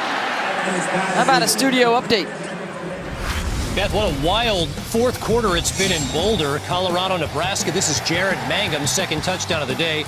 3 touchdowns in the span of 2 minutes and 3 seconds. Meantime, Alabama 62-7 lead on New Mexico State. 2 has accounted for 4 touchdowns. Mississippi State 31-15 lead on Southern Miss. Kylan Hill 123 yards rushing and a touchdown for the Dogs. Thank you, Kevin. Prather Hudson is now in at tailback for Georgia. And the receiver screen here for Dominic Blaylock. True freshman out of Marietta. One of the more versatile athletes on the team. Second highest recruited receiver in the last decade. To come to Georgia, yeah. Blaylock. Of course, Dad Mookie, NBA fame.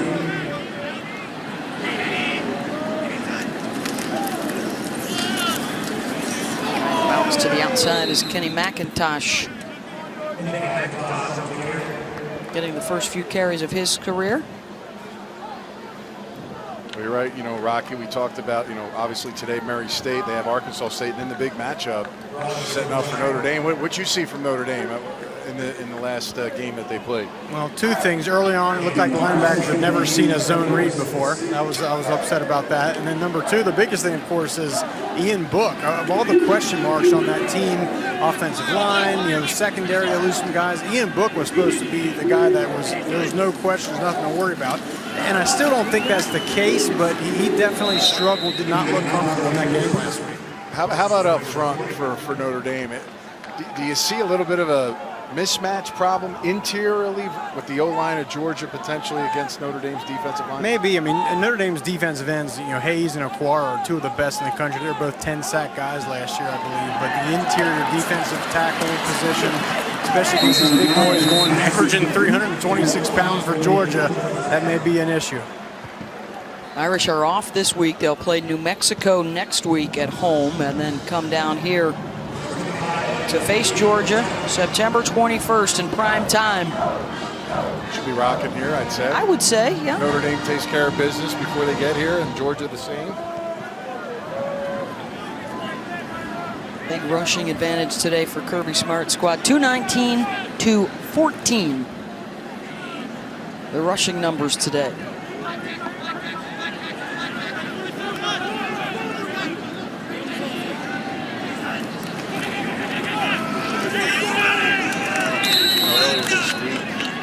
Someone asked Kirby Smart, you know, why play an FCS school? You know, what's the reasoning behind it? And he said, listen, you know, number one, you get to help out with a check. I mean, clearly these schools get cut checks, but he says for him, things go to plan like it did today. You get to play a lot of young players, guys that have not gotten those reps. You know, with the new red shirt rule, you get 4 games now, so these guys can come in, play a big role in this football game, and they get to learn a little bit about them in a game situation.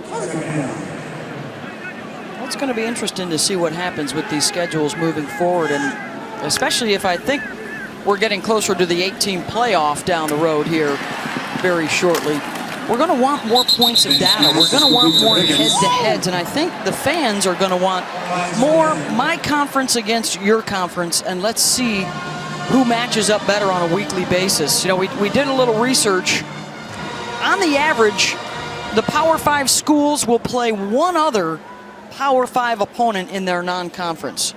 So that means they've got 2 or 3 games against Group of 5 or lower level FBS or FCS games on their schedule. And Nick Saban, for one, came out this summer and said, I think we need to start thinking about playing all Power 5 versus Power 5, or maybe give you 1 week early in the season to play against a school in your area or a rival in your state, something like that. I agree. I think they should play. And if you're going to play Group of 5 teams, let's get the ones that traditionally over the last maybe 5-year span, the UCFs, the Boise States, who all did very well in week 1. You know, let's see, you know, those schools play them. Maybe a round robin, maybe a draw out of a hat.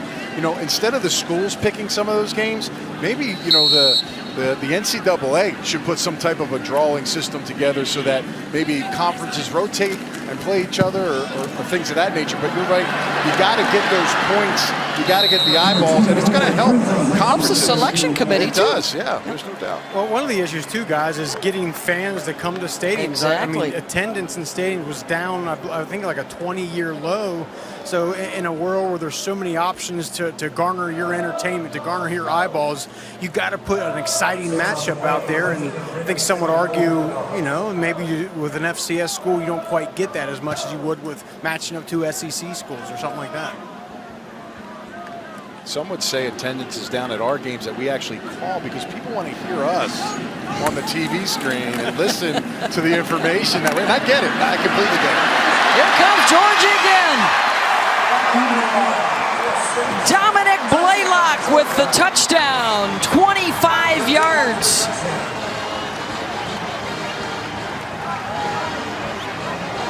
And another freshman finds the end zone for the first time for the Dogs.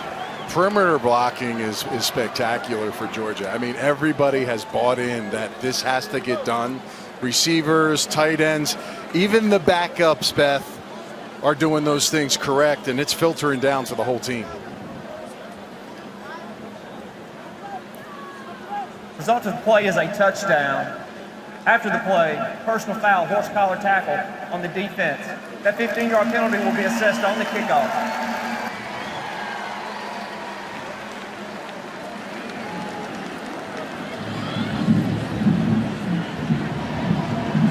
Blankenship on for the PAT after the 12-play, 75-yard touchdown drive.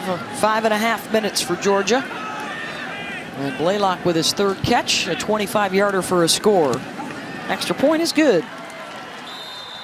Extra point is good. You got to buy in if you want to play.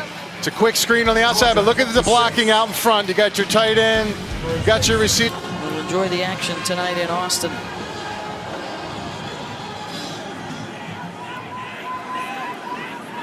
Brendan Bognar is in at quarterback now for Murray State. His first play, incomplete. And the highest playoff leverage games, according to the All-State Playoff Predictor. It includes that LSU-Texas game tonight. Notre Dame involved in 3 of them, including the Georgia game here in Week 4. Those are the games that could have the biggest influence on the college football playoff. Who you got, Rocky? LSU or Texas? LSU defense. Too tough. You know, I agree. Ellinger's got to be sharp in this game, and you watch the tight coverage. I mean, they're not afraid to go man-to-man. I know they got Colin Johnson, the big 6'5" wide receiver for Texas, but he's not going to get the space, Beth, that he saw last week playing in that first game. So I'll tell you, we'll see. It's going to be rocking. It'll be a charged atmosphere. I mean, it's going to be nuts. They've been getting ready for 2 days from what we've been seeing. Preston Rice, by the way, 20 for 25 with a touchdown and over 200 yards before he departed. Bognar, the completion across the middle, going to be about a yard or 2 shy.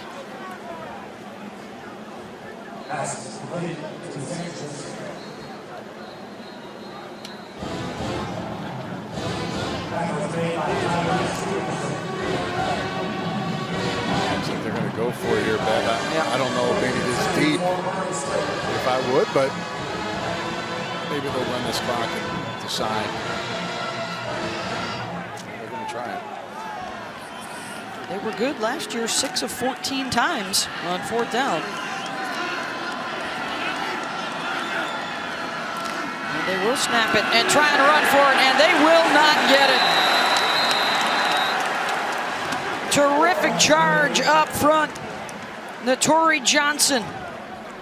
And a loss of 3, and the Dogs will take over on downs. Yeah, guys you normally not see get reps or getting a chance, and Johnson, a redshirt sophomore, 6'4", 320 pounds. It's a big play by him, pushing back the center and winning one-on-one.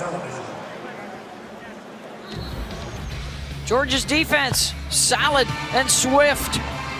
And the takedown for Johnson, and they'll take it over on downs. You asked for it, you got it. During the timeout, he was up on his feet again.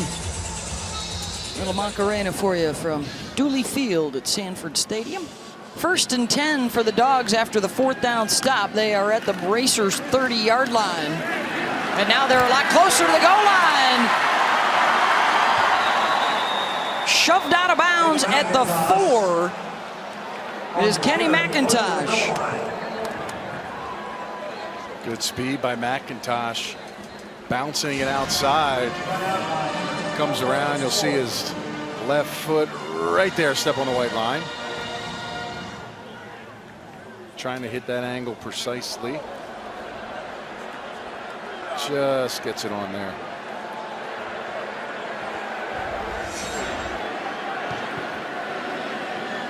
After the 26-yard run, 1st and goal. McIntosh again up the middle. Turns those legs down to the 1.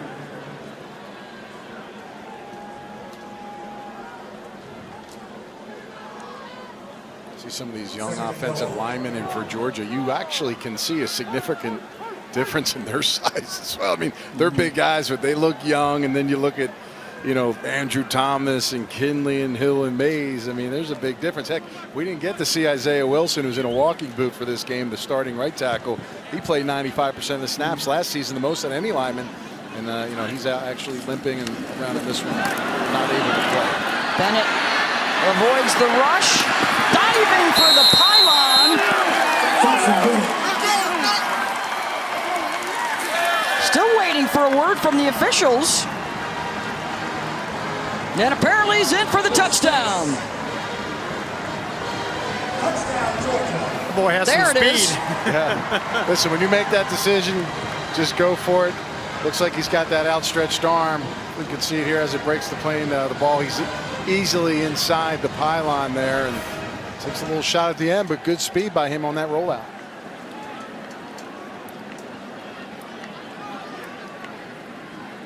Touchdown run, touchdown pass, as well as the pick 6 today for Bennett.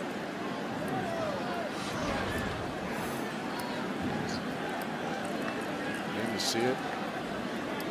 Ball crosses, hip hits pylon. That means he's inside. And it's a good run by him. Touchdown. Quick review, as they do on all scoring plays. They check upstairs.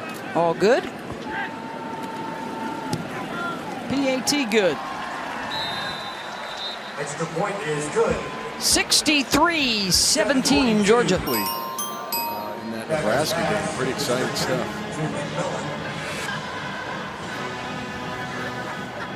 Don't forget tonight on ABC at 7:30 Eastern. It's Saturday night primetime presented by Wells Fargo with Joe Burrow, Sam Ehlinger getting ready to tussle in a top 10 matchup.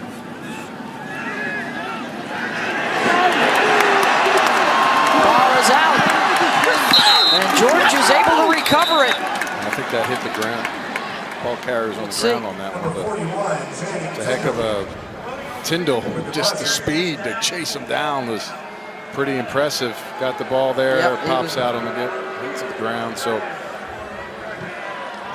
it's a lot of defensive speed for Georgia, and I can just imagine their practices, Beth. I mean, imagine the scout team defense, pretty good for Georgia as well, given the looks. You see his knees down, knee down, elbow. yep. That's Michael Hires, the new quarterback, and the 6th sack for the Georgia defense. That one from Channing Tyndall. Nolan Smith had a couple of them today. Hires on the move, out across the 30. The 4th down decision here from Murray State, kind of making field position. With a punt. 4th down.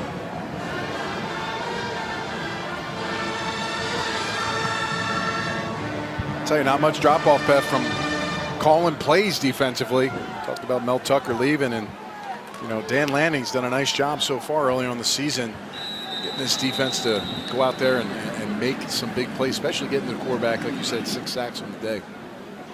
And how about Dan Lanning? A couple of years ago was a quality control guy in high school, correct? You're rising up. If you're young, you're in. We'll take the timeout with him here. 5:31 to go.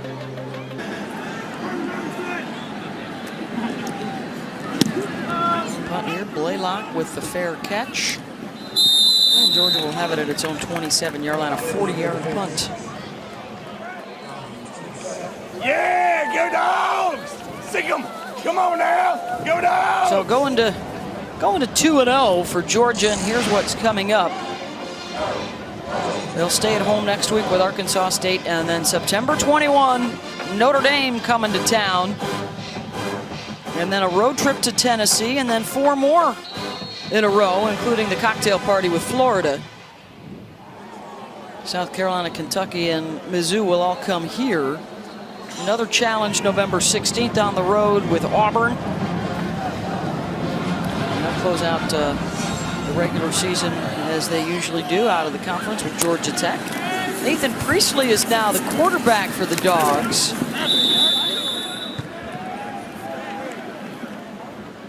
He's a walk-on, Beth, from LA. Number 20, Freshman, 6'4".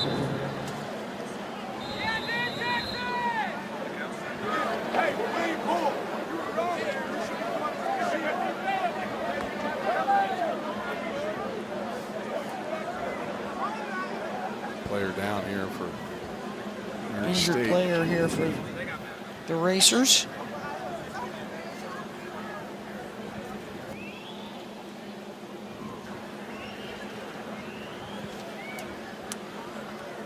Scotty Humpick, the sophomore linebacker from Louisville.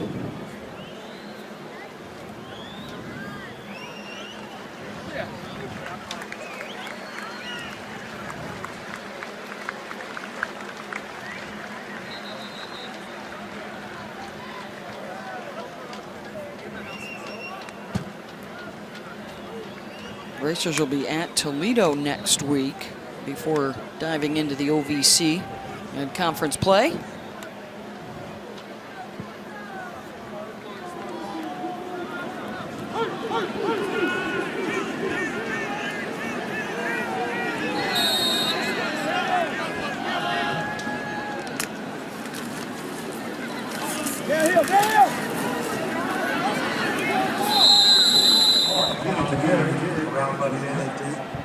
Now keep it on the ground. It's been a terrific day on the ground.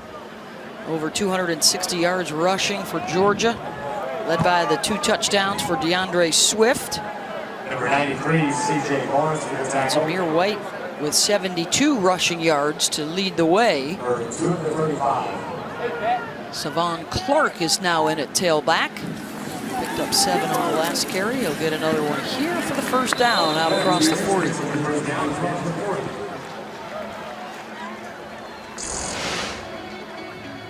There's the rest of the crew, Beth. White.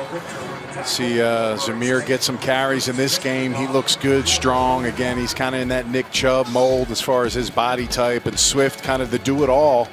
He's got excellent hands, super soft hands for a running back. And McIntosh getting some burn, too. You know, I mean, look at those averages. That, you know, we probably should be showing the offensive linemen's faces because I'll tell you, these guys don't get touched when they go through the line of scrimmage. I mean, literally, when you watch them, it's very rare that they have to deal with any crisis at the line of scrimmage, at least early on in the season.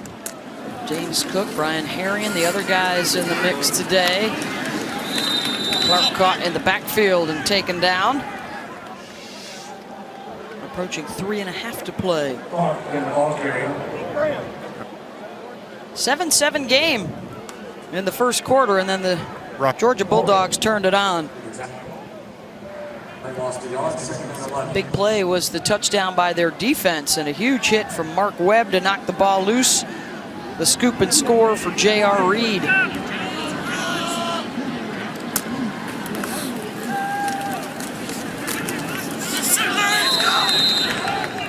Priestley handled in the backfield. It's going to be Broncos. Yeah. No doubt.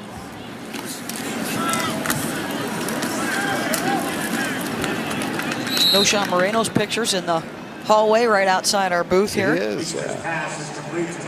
Is this running back you lately? Is that kind of, do they have a fight for that? Alabama's obviously put some backs out, but you know, Michelle with the Patriots and Chubb with the Browns. I mean, these guys are solid. I got to think Swift here. Yep. Well, we've been talking about how good the running backs have it behind that offensive line. How about how good Jake Camarda has it? This will be his 4th punt in 2 weeks. 2 last week at Vandy, 2 today. He'll be stretched out. Best job in America. Seriously. Free education. Oh, he boomed it high. And the fair catch at the 10. 48 yards on the kick from Jake, but down inside the 20 for him. Well, SportsCenter Saturday night comes your way tonight after the Stanford-USC game. Stan Verrett and Zubin Mehenti will have all the latest from New England and Oakland. Also reacts from Herbie on that LSU-Texas game. And Serena in her quest for history today at the U.S. Open. And a preview of Nadal in the final for the men tomorrow in New York.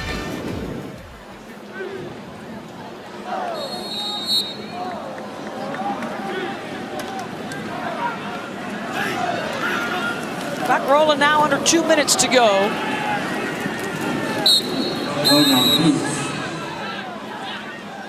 Quarterback keeper.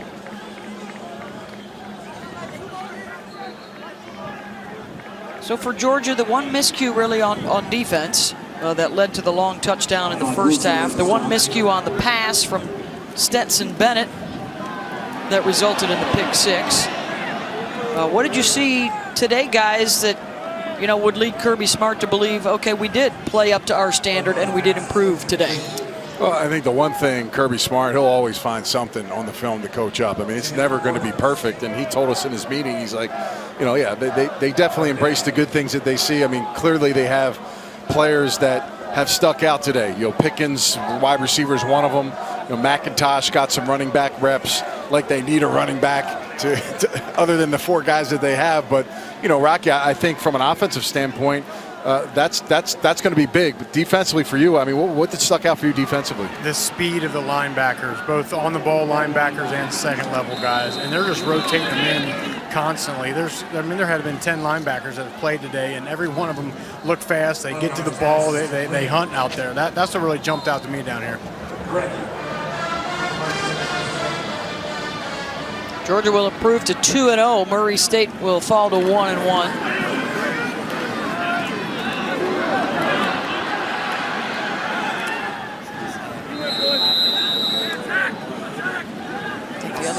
Georgia fans to keep an eye on how long will Kearis Jackson, their wide receiver, be out? How long will Isaiah Wilson, the starting right tackle, be out with their injuries?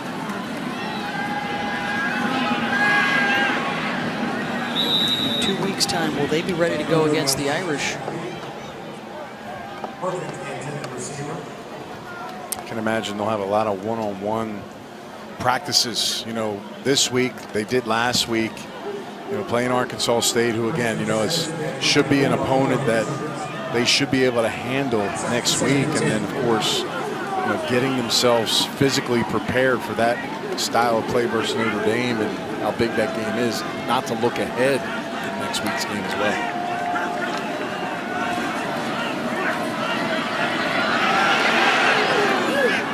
Heave downfield, and it is bobbled and intercepted. Picked off by Georgia. Latavius Brini off the deflection, and he's got it. That's one of those, look what I found. Ball, clearly quarterback gets hit, trying to get rid of it, just throws it up. Looks like the receiver is going to get it. Doesn't look, it pops right in his hands, deflecting off of number 34, Thomas, and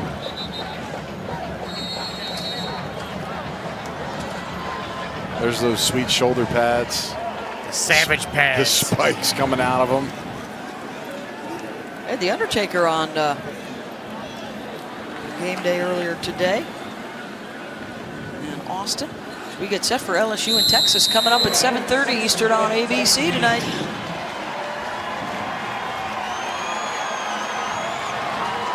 And that'll do it. We've got Auburn-Tulane coming up next, as Georgia beats Murray State 63-17. The Dogs go to 2-0. And Jake Fromm and company with another good day. Jake going 10 for 11. He hit 8 straight, 166 yards and a touchdown. The run game churned out 269 on the ground. And the defense held